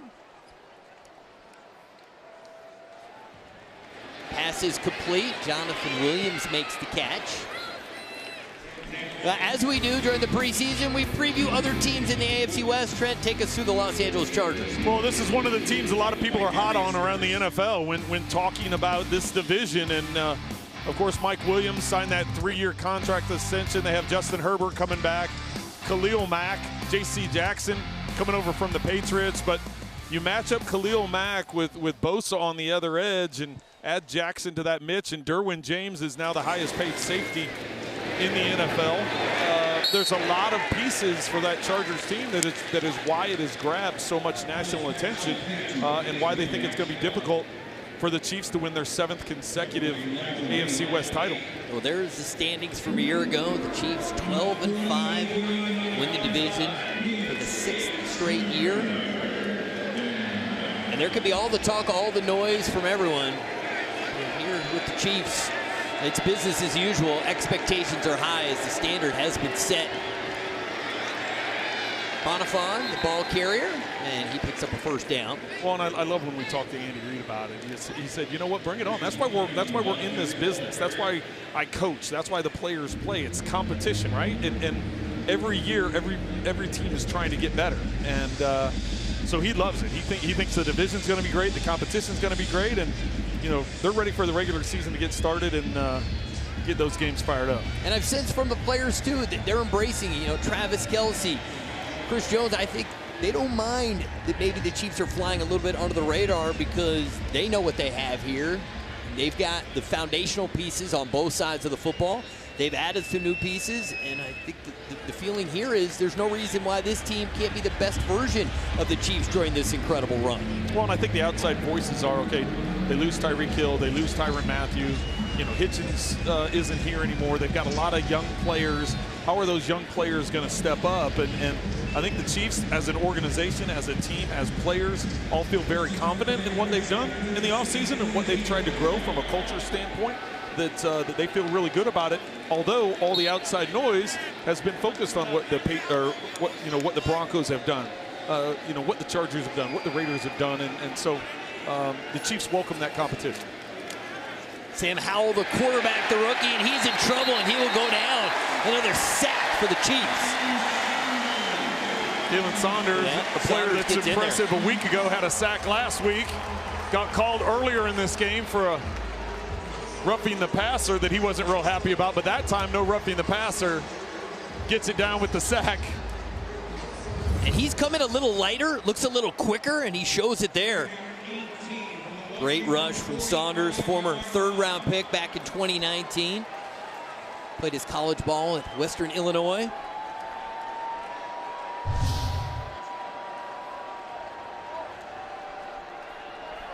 There was movement on the left side of the line prior to the snap. It's going to be a false start.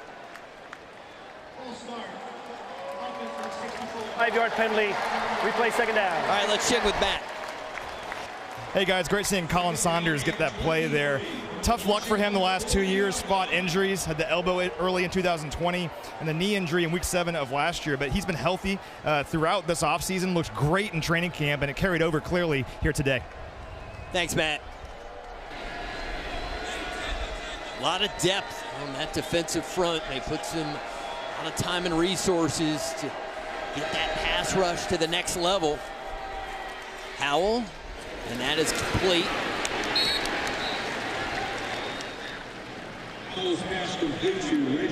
Let's see here, Saunders showing that he can get into pass coverage here, Trent.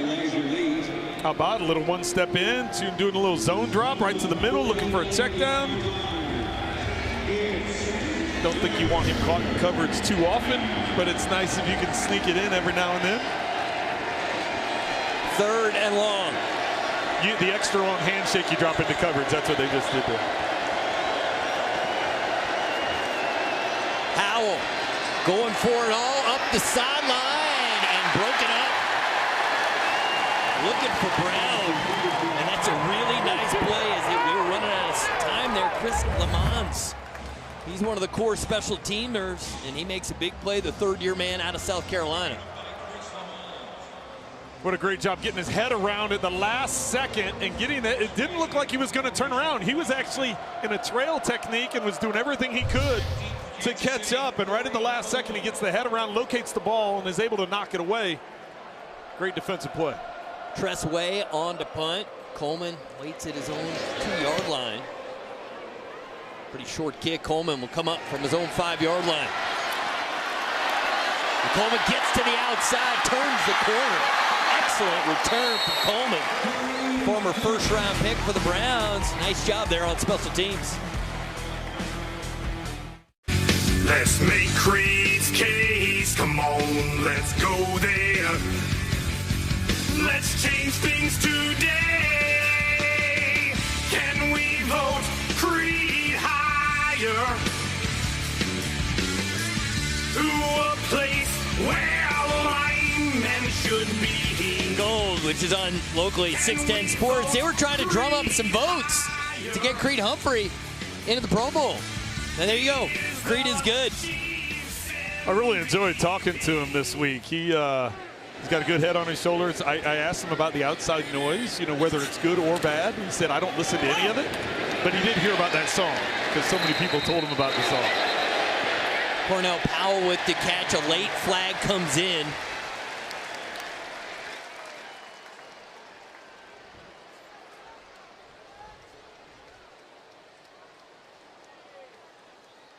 Personal foul, unnecessary roughness. Defense, number 34. 15-yard penalty. That's on first down. Christian Holmes. Rookie out of Oklahoma State. Let's see what happens here. Oh, yeah, he's well out of bounds. Trent, I'm amazed. This is center. Got drafted for like 18 months. He's been a part of the organization. He's got like a cult following. People love Creed, and wow, what a rookie year he had.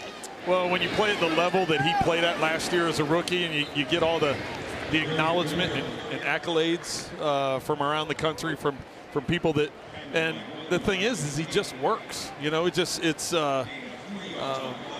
was funny when we talked to him about that aha moment. You've done that with everybody that's coming in, like your aha moment that you're in the NFL, whether it be in the preseason, the regular season. He said, you know what? I don't ever remember an aha moment in the game because I was so focused in on trying to do my job. And he goes, I guess my aha moment would have been when I parked in the parking lot and walked into the stadium for the first time. He goes, then I thought it was pretty cool. He goes, but when I'm on the field, he goes, I'm so dialed in. And that was such a fitting answer coming from him. Well, one thing that really says it all is, he was picked number 63, second-round pick. Every year, a year after the draft, Pro Football Focus does a redraft, and he climbed all the way up to number 14 in the draft. What a compliment to Creed Humphrey, and he's just getting started. Well, and he talked to us about that offensive line. You see Joe Tooney on one side there, his left, and then Trey Smith to his right, kind of, just like they are on the offensive line. It's the amount of time that they spend together off the field. They said they're a really young group, but Buechele in trouble. He gets sacked at the 40. But just the fact that this is now going to be their second year all together, and just how they've grown, as an offensive line, how their relationship's grown on and off the field, and just how they feel they can be one of the better offensive lines in the league. I like the Kelsey's back there sitting with the offensive line. We talked about it last week, but is there a more refreshing, fun guy who's a superstar in this league than Travis Kelce? Yeah, you know what? For a guy that takes his job so seriously, but then also has so much fun with it, it's really really great to see for the game because he gives back. He wants to be a coach. He wants to be a mentor. He wants to help other guys out, but he wants to work, and he wants to be the best, and that's what he's been able to do.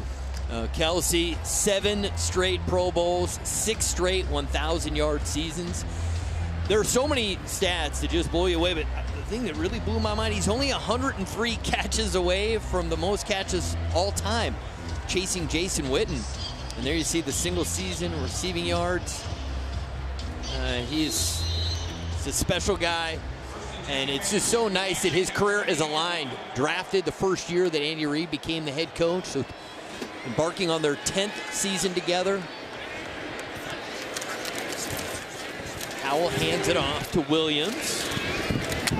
Not much room to work with there, a couple of yards.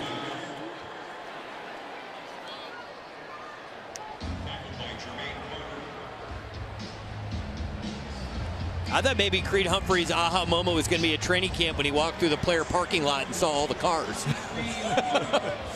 I have a feeling that doesn't do a whole lot for Creed. No, I wouldn't think so. But he might be like, okay, yeah, this is a different income tax bracket that I'm accustomed to being around. Howell hands it off. Again, it's Williams, and he cuts it back, and he has enough for a Washington first down.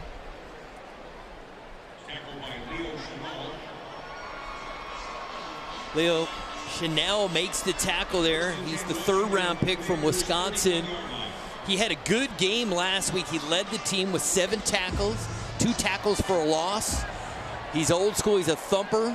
Played at Wisconsin in the Big Ten.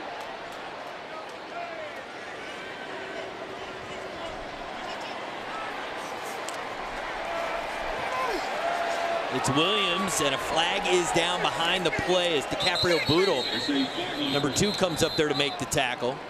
And it's going to be a hold against Washington. Holding. Offense number 67. 10-yard penalty, replay first down.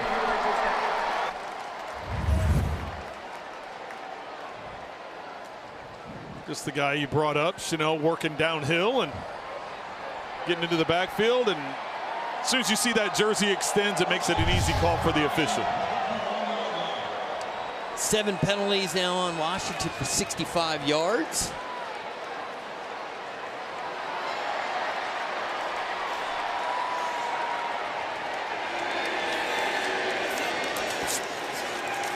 Pressure coming. Catch is made by Dax Milne. All right, let's take a look at Chenal from his college days in Madison. As you can see, the 3rd-round pick out of the University of Wisconsin. He's a run stuffer. He's a downhill guy and not afraid to hit. Expect to see him a lot in short yardage situations, goal line situations. Didn't have to cover a lot of guys with the way Wisconsin plays defense in the Big Ten, but he's certainly athletic enough to add that to his game. Run a little option here, get it to the outside. It's Erickson. That actually was played very well by Jermaine Carter Jr. He made the pitch happen, and he was there, and he puts it at the end of the play. He's got his arms up. He's like, where's my outside contain? Where's my outside leverage? Where's the guy I was funneling this to make the tackle? But Washington picks up the first down. And we will see that first down play when we come back for the start of the 4th quarter.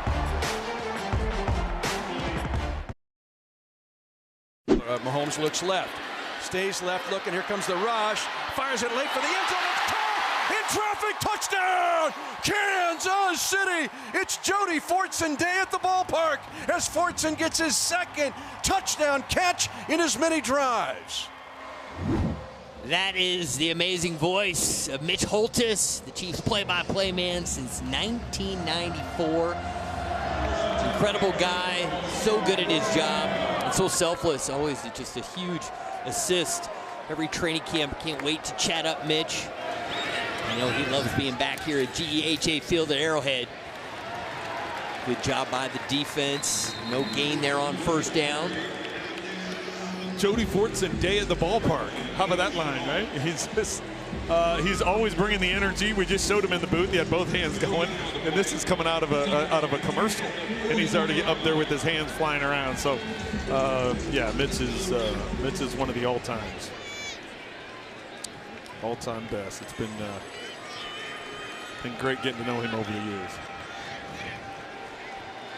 I want to hear him make a few more Super Bowl calls.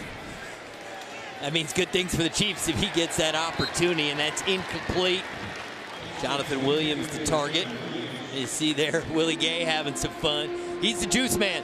They all said, Nick Bolton said, look, I'm here. I'm going to get everybody in place, but when you got to get the juice, you got to get everybody fired up. Willie Gay is the guy.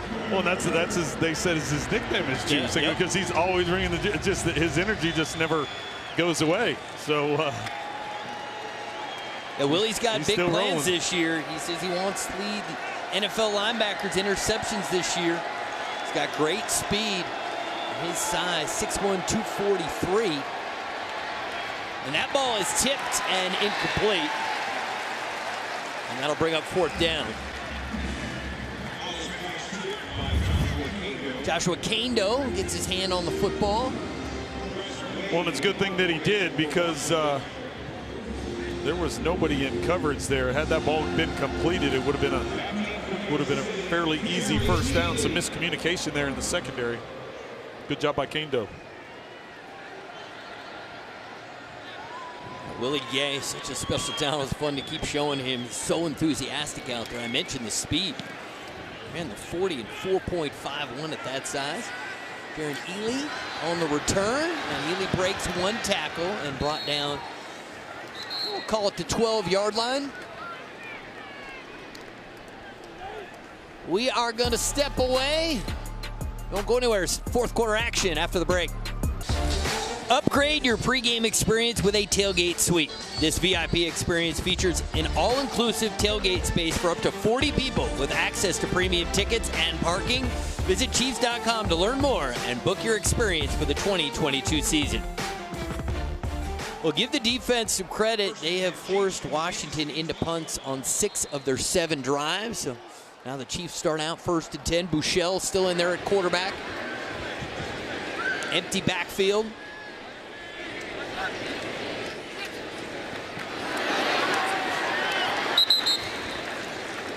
Completion there. The guy has been busy today. It's Jody Fortson makes another catch. He's 2 touchdowns already.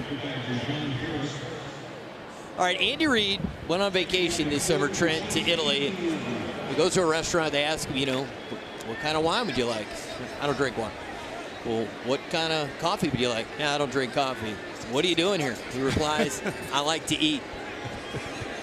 Just love it. Oh, that's good. He's the best.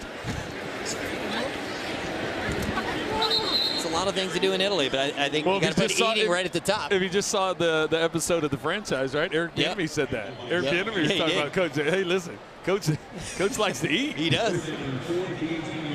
All right, let's check it with Kimmy. Hey guys, I'm with one of the leaders of this defense. The juice man is what they call him, Willie. How's it feel to be back in Arrowhead, GEHA Field? Crowd's electric for a preseason game. Yeah, you know, whether it's full capacity or half like this, man, they're going to bring the energy every week. And we're so happy to be back here.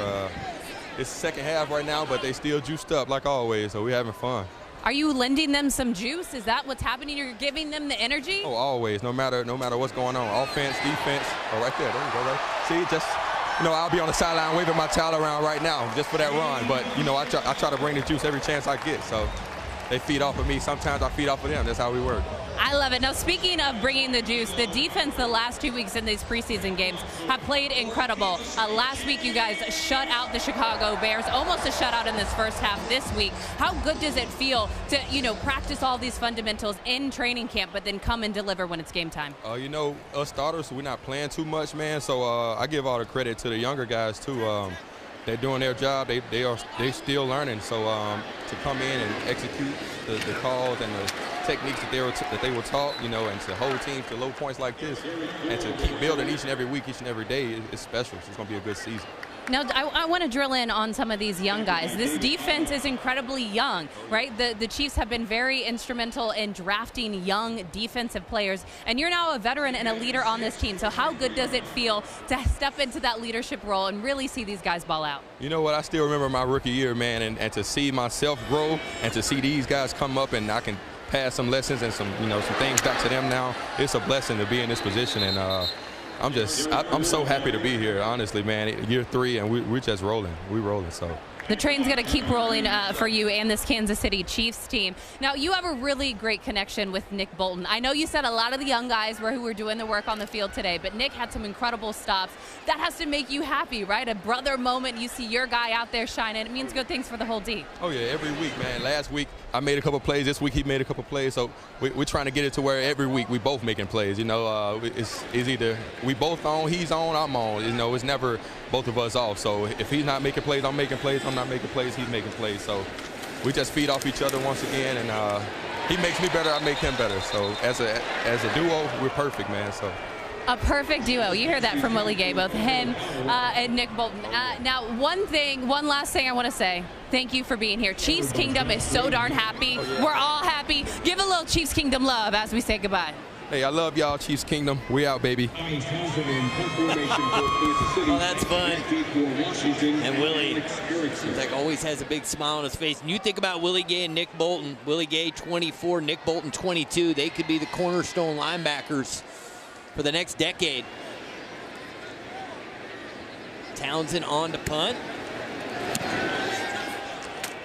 And Erickson's going to let it bounce. And it's going to work out well for the Chiefs. Going to roll out of bounds at the 7-yard line. Well done, Tommy Townsend. We'll step away for a moment.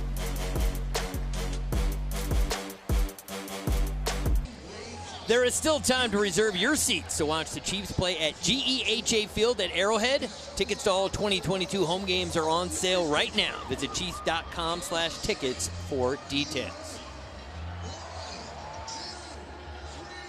Well, Patrick Mahomes got to be pleased. He's played 3 drives in the preseason. All 3 have resulted in touchdowns. So Sam Howell still in there at quarterback for the Commanders. 1st and 10 from their own 7-yard line. Howell to throw from his own end zone. Now he's going to tuck it and run. Flag comes in as Howell, for the moment, has a first down, but let's wait and see what the penalty is all about.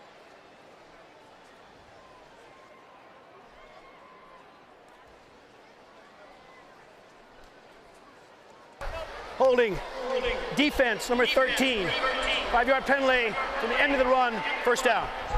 All right, now our friends in Germany are watching on DAZN, a new partner. And so there they are calling the game. Flo Hauser and Vanya Mueller talking American football in German. Back to the good folks in Germany. We talked about, look, there we are on the screen, and they're commentating over us, and I've got a feeling, sounding pretty good in German. How about DAZN carrying all the Chiefs preseason games? That's very cool. Last week Mark Donovan, this week Clark Hunt talking about the international, being assigned Germany and Mexico and the marketing opportunities there, and just being able to expand the brand. For many, many years, NFL Europe was a place where the NFL was trying to develop talent, and in Germany there were several teams, and I had the opportunity to be over there for a few seasons, and boy, they love their football, they love the tailgate. The relationship between the Chiefs and American football fans in Germany, that is a recipe for great success.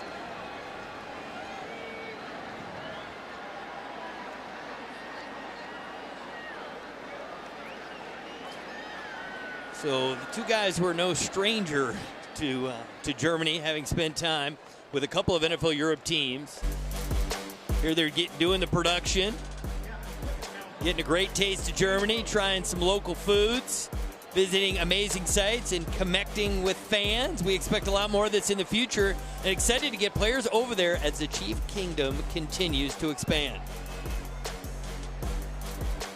Love it.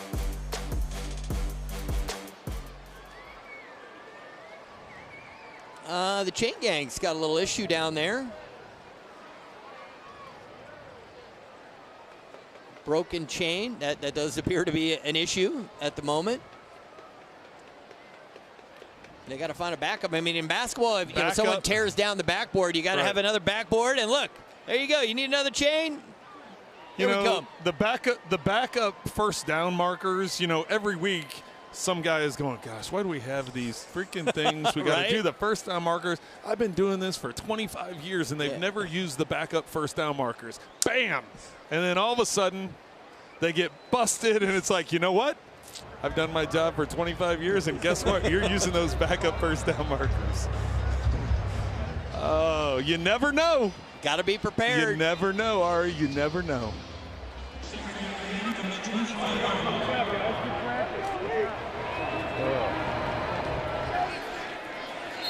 Second down from the 25. Howell going down the field, and that is caught. Devin Key there in coverage. Eli Wolf makes the catch.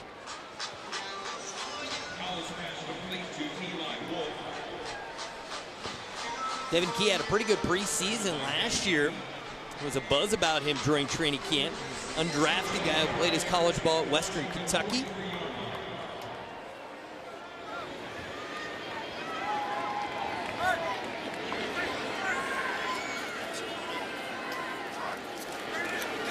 Howell almost picked off. The ball was tipped, and then there was an opportunity. They were looking for McGowan.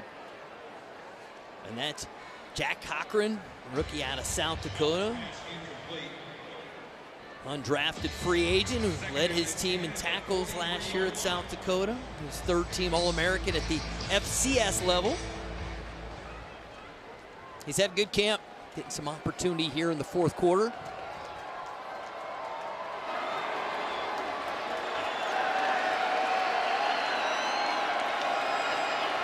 Blitz is coming. How about that? Howell gets rid of it, and they complete it.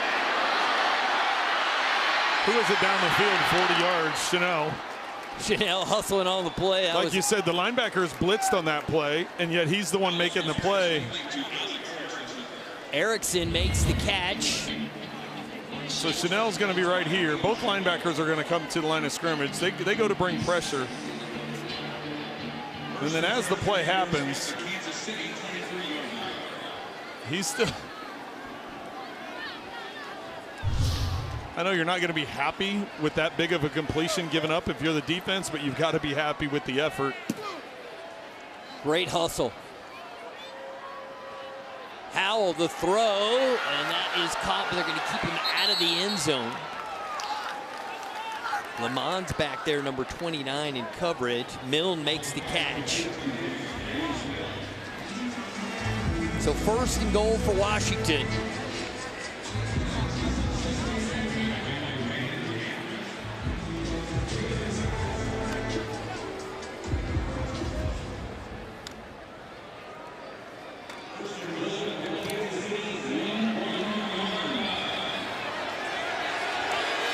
Patterson's the running back, first and goal. You give his to Patterson, he will not get in at first, keeps fighting, and no, they're gonna say he's down. He did give the second effort, but they're gonna mark him down just outside the 1 yard line. Well, it looks like they called his forward progress stopped. Watch here, it is stopped, but he doesn't quit. He spins out of it, keeps his legs going. But the officials had already blown it dead. Cochran and Kando there. Second and goal.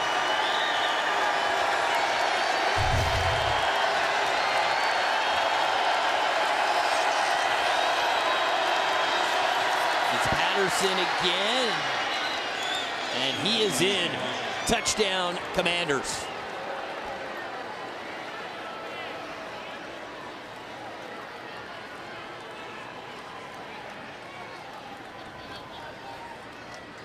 So if they make the extra point here, 3-point game.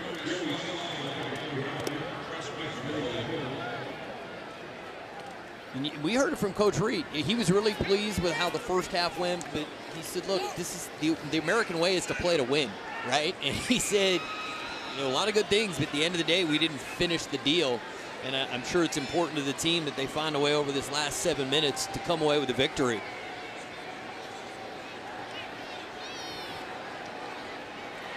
I believe that they're checking to see that he got it in the end zone. Keep in mind, all these replay looks on scoring plays are handled in New York, not here on site. And they have confirmed it is a touchdown.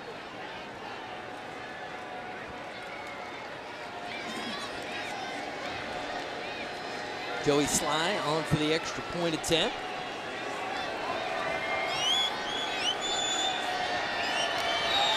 Kick is on the way, and it is good. So the Chiefs' lead is now 17-14. A little more than 7 minutes to go in this one. We'll see how the Chiefs respond when we return.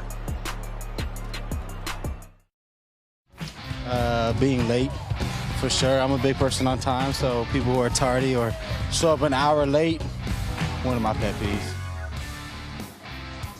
All right. Yeah, Matt, what was the question there for Mr. McDuffie going up the hill? I asked him what his biggest pet peeve was, and Trent McDuffie, the nicest guy ever, seemed like he cared pretty much about that one. It made me wonder who was late recently around Trent that was top of mind. Was it a player, a family member? Someone was an hour late, though, right? Matt, he seemed really irritated. I mean, he not, and then he even threw in the like an hour late. So there was somebody close to him that was an hour late that really pushed his buttons, and you got it with that question up the hill. All right, it'll be a touchback. Let's go back to Matt. All right, guys, on a serious note, if you're wondering how the next couple weeks are going to work, there will be 5 roster cuts due on this coming Tuesday. Then after that, on August 30th, there's going to be 27 roster cuts to get down to 53. So we'll get down to 80 guys on Tuesday, and then 53 the Tuesday following that. It's a tough day in the NFL, but if you're wondering what's going on right now, these guys playing in the fourth quarter here, this is important. For these guys trying to make this team, this is their Super Bowl. Well, Trent, you know, before you became a star, you definitely went through a bunch of different experiences in the preseason. I'm curious to get your thoughts on what these guys are going to be going through over the next couple of weeks. I'll tell you, I mean, these are as important as snaps as you'll ever take, because not only are you trying to impress your team first and foremost because you're trying to make the roster, but you're also trying to put good plays on tape so that the other 31 teams can see what you're doing. And if they have a spot on their roster, or if it ends up being a practice squad or whatever it may be, you want to put the best effort forward so that you have some good plays. And you can see Dustin Crum's numbers from last week, getting an opportunity here with Shane Buechele on the sideline. And, you know, whether it's going to be here in Kansas City or somewhere else, this is a great opportunity for Crum and the other players that get a chance here in the fourth quarter. And look, it's a stressful time of year for guys that, you know, if you're a starter, you know you're good. But for a lot of the other guys, stressful time of year, not exactly knowing how things are going to work out, whether or not you're going to make the active roster. Will you end up, you know, clearing waivers and ending up on the practice squad? There's just a lot of different scenarios for a lot of these young men. And you can imagine it pretty stressful, not just for the players, but their families as well. Third and short. Crum gets it to Powell. Nice move by Cornell Powell. And Powell has the first down and more out to the 47-yard line. Good throw by Crum. Excellent job getting the ball out of his hands quickly, putting it on target, and then allowing Powell to do something with it after the catch. A lot of that is just due to the fact he got the ball out so quickly and so accurately, and so that ultimately gave Powell the opportunity to make moves. But when you're the backup quarterback, and in this case, you know, Chad Henne, everybody knows Chad Henne's going to be the backup here. Andy Reid talks about how confident they are in him. Patrick Mahomes talks about how important Chad Henne is to him on the sidelines and in the classroom when they're studying tape and studying film. When he's on the field, he's executed well for the Kansas City Chiefs. So what does it mean if you're the third quarterback for Kansas City? Does it mean you're on the roster? Does it mean they're going to try getting you onto the practice squad? And, you know, getting some exposure for yourself, getting these reps are so important. Like I said, whether it's here in Kansas City or one of the other teams around the NFL.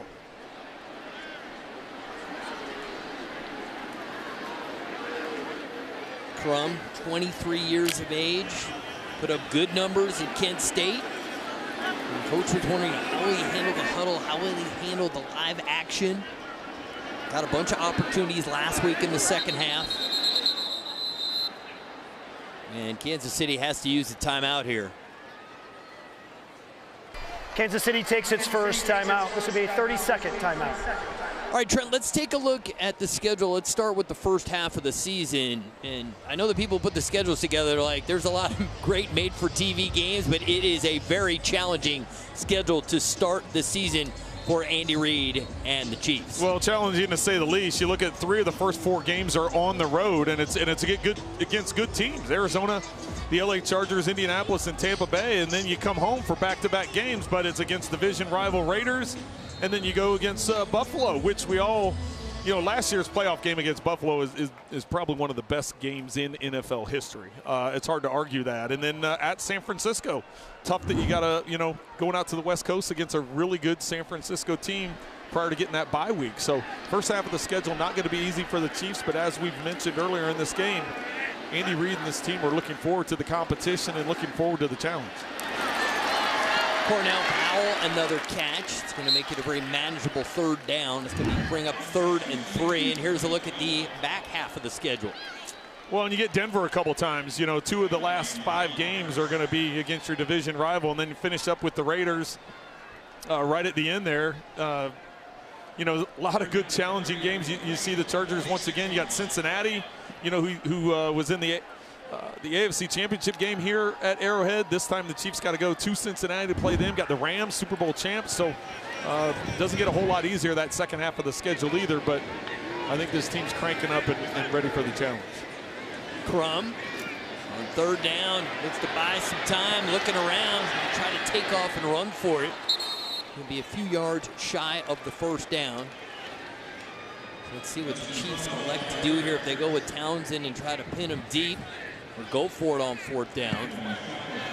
Well, I think if it wasn't a 3-point game, I think you would go ahead and go for it. Because it is a 3-point game, you don't want to give the ball to the Commanders right at midfield to where they're close to being able to go down and tie it up or even put them that much closer to the end zone. So this is the play here with Townsend coming in to try and pin him down inside the 10.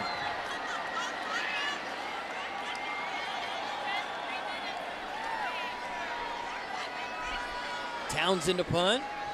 Erickson waiting inside his own 10-yard line. Townsend a really high, good-looking kick. And Erickson, the fair catch at the 10-yard line. So Patrick Mahomes, I want to give some credit to a guy who doesn't get a lot of attention, and Patrick's talked about him multiple times. It's David Giardi. He's the pass game analyst and the assistant quarterback coach. He himself is a former quarterback, and Patrick's talked about he likes the way that Coach Giardi challenges him and that they're both competitive guys. And for Patrick to single him out, and Coach Reid had the nicest things to say as well, and he's an up-and-coming star in the coaching ranks, David Giardi. Yeah, and that's someone that Andy Reid did speak highly of the other day when we asked about him. And he said he's been involved. He was an offensive coordinator at a college level before moving over to the Kansas City Chiefs, and now as a pass game analyst and kind of helping everybody out. And Patrick said, what an advantage it is having him in the meeting rooms, having him on the field. He wants to make everything a competition. I think it's Coach that is always coming up with those different quarterback challenges that Patrick Mahomes and the other quarterbacks do during training camp. Tries to make it fun, tries to make it challenging, and they've really enjoyed having him around. One thing, if you're on an Andy Reid staff, it usually bodes well for your career. I mean, his coaching tree just continues to expand every year, and sometimes guys end up coming back in the mix. Matt Nagy coming back to be the quarterback's coach. Howell the throw, and that is picked off. It's Lamons, and Lamons gets it to the 2-yard line. It'll be 1st and goal. Well, got a flag back in the area where Howell threw the ball. Let's wait and see what the flag's all about. For the time being, Lamont celebrating with his teammates. Could be a hold, which would not overturn this.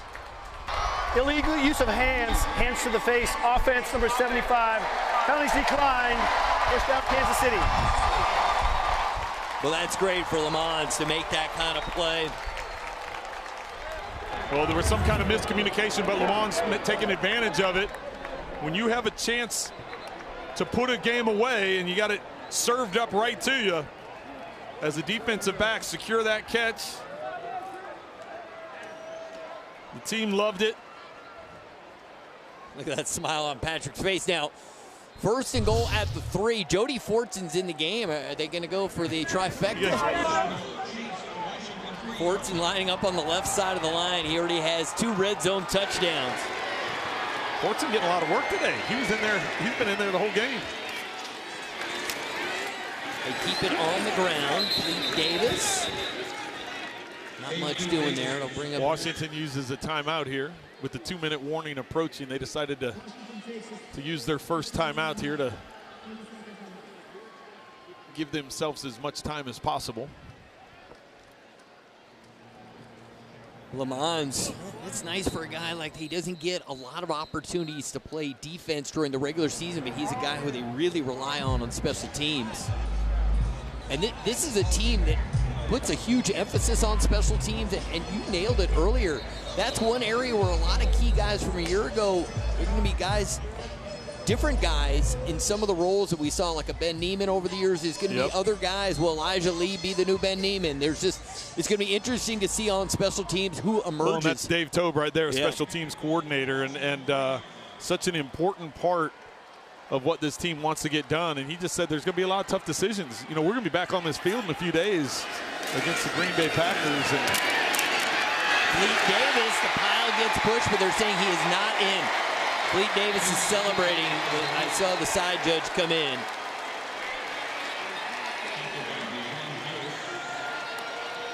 He's inside the 1-yard line. It was a good celebration, though. Yeah, but he's got some practice now. Be ready for the real thing. Well, now because he was, looks like Washington took another timeout.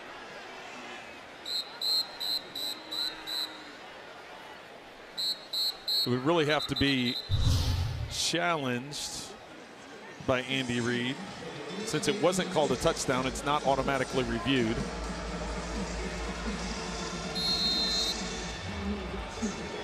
But it doesn't look like that's what Coach Reid's going to do. All right, let's see if they can put this one away and make it a 2-score game. 3rd and goal.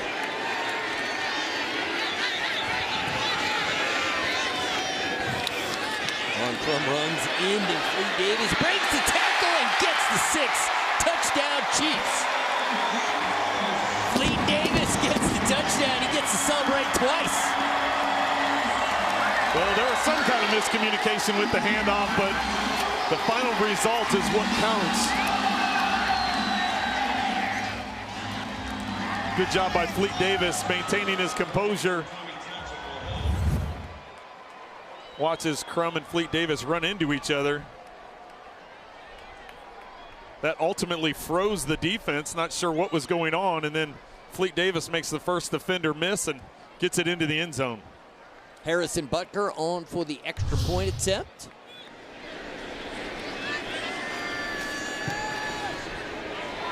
And the kick is up, and it is good. And the lead is 24-14 with 2:06 to go in the game. And the rookie out of Maryland. How about Aaron Parker with the block on the edge there? Did you see him knock the defender to the ground? And that's what allowed Fleet Davis to get in there. So great job by Parker getting an opportunity and putting somebody on their back.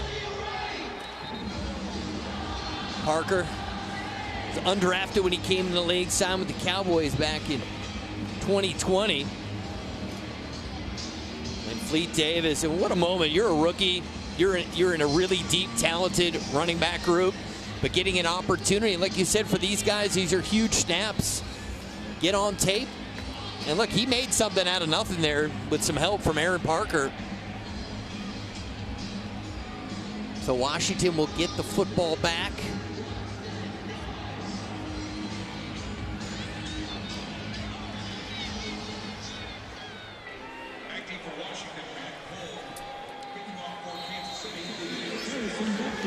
Matt Cole back to return, number 18. And here's Butker with the kick. And Cole from his own goal line. Tries to get it to the outside. Gets across the 25-yard line. And look who's in on that tackle right there. Fleet Davis getting up off the pile. You get the touchdown, and then you got to run down on special teams and make a play. Fleet Davis making a name for himself here in the 4th quarter. All right, everybody, welcome back to GEHA Field at Arrowhead Stadium. What I love about this team is it would be so easy for the first teamers, the second teamers, and even the third team to kind of check out at this point in the game. But when Tayon Fleet-Davis scored that touchdown, the bench was going crazy. Everyone's still engaged. That shows the chemistry of this team and the culture that they're always engaged, making sure they're rooting on even the fourth team here today. Excellent stuff, Matt. And it is so true. You can tell a lot about a team by the way the guys root for each other and support each other. So Washington down by 10, trying to make quick work. They got one timeout remaining.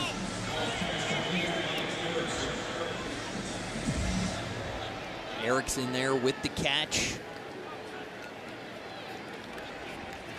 Howell the throw, that is caught. Erickson gets out of bounds. They'll stop the clock after they pick up the first down.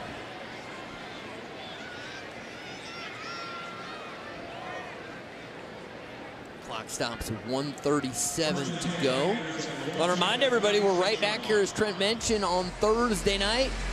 We'll kick things off at 7 p.m. taking on the Green Bay Packers. And that will close out the preseason.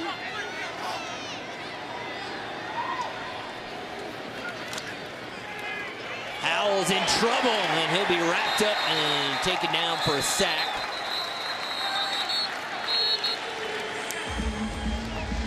Washington uses their final timeout, it looks like. Kamara made the play there, 93. Third-year man out of Kansas. Well, and you may be wondering, why is Washington doing this? Why is Ron Rivera doing this, right? It's like you're using up your timeout. Just run the football, let the clock run out. It's a preseason game. Well, these are valuable snaps that situational football that coaches love. They want to put their players in these situations.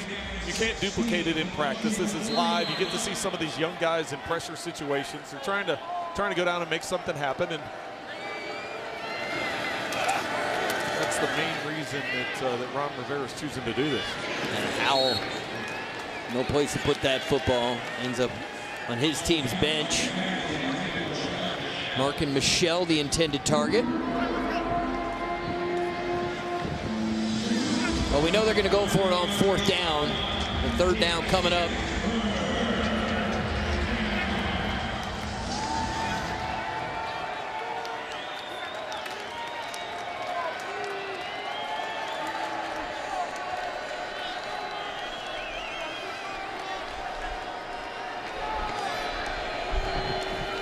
Howell sprints out to his right, dumps it off. Eli Wolf the catch. And they'll stop the clock as he's out of bounds at the 37-yard line. That'll bring up fourth down. Get the stop here. Chiefs can get in victory formation. Great to see those two guys back together. Well, it's just a comfort level, really, right? You know, Matt Nagy with Chicago the last few years and now getting an opportunity to come back, and just said it was an easy fit. Fourth down. Howell is going to go for it all. And that is out of bounds. Hey, just out, Michael. And so the Chiefs defense comes up with the stop. And the Chiefs are going to wrap this one up. How about Juice? Juice is out there almost by the numbers, high-fiving the guys. Willie Gay, we're going to get a chance to talk with him in a couple days here before the final preseason game. I'm looking forward to that. All right, Trent, what's your takeaway from game 2 of the preseason? Well, it's a lot of the same feelings that I had after the first preseason game. I think the ones did exceptionally well on both sides of the football. I think you've got to be happy with that, and I think what Andy Reid's going to be happy with his second game is now trying to establish some depth and trying to figure out the roster spots. You know, he and Brett Veach and their staffs are going to have to start piecing some things together. I know still needs to be decided. As Matt told us earlier, 5 guys are going to get cut this week, and then you've got to cut 27 guys, you know, at the end of August. So that's what the next few days, next few weeks is going to be about, establishing the depth and establishing, where this team goes and what direction in terms of setting that roster and setting the practice squad. So this should be the final play. And they will take a knee, and that will do it. The Chiefs win this one over the Commanders 24-14. We saw a virtually perfect performance from Patrick Mahomes. 2 drives, 2 touchdown passes. An exchange of pleasantries with Carson Wentz, but Coach Reid should be pleased. They were able to close the deal and get the win in week 2 of the preseason. Man. Yes, sir. Love you too, man. And there is a very happy Patrick Mahomes. And there's lots of reason for a lot of smiles. So we will be back here on Thursday for the final preseason game. Looking for the Chiefs to close it out with a victory against the Packers. I have our entire broadcast team, Trent Green, Kimmy Checks, Matt McMullen. I am Ari Wolf saying so long from Kansas City. Have a great night, everybody.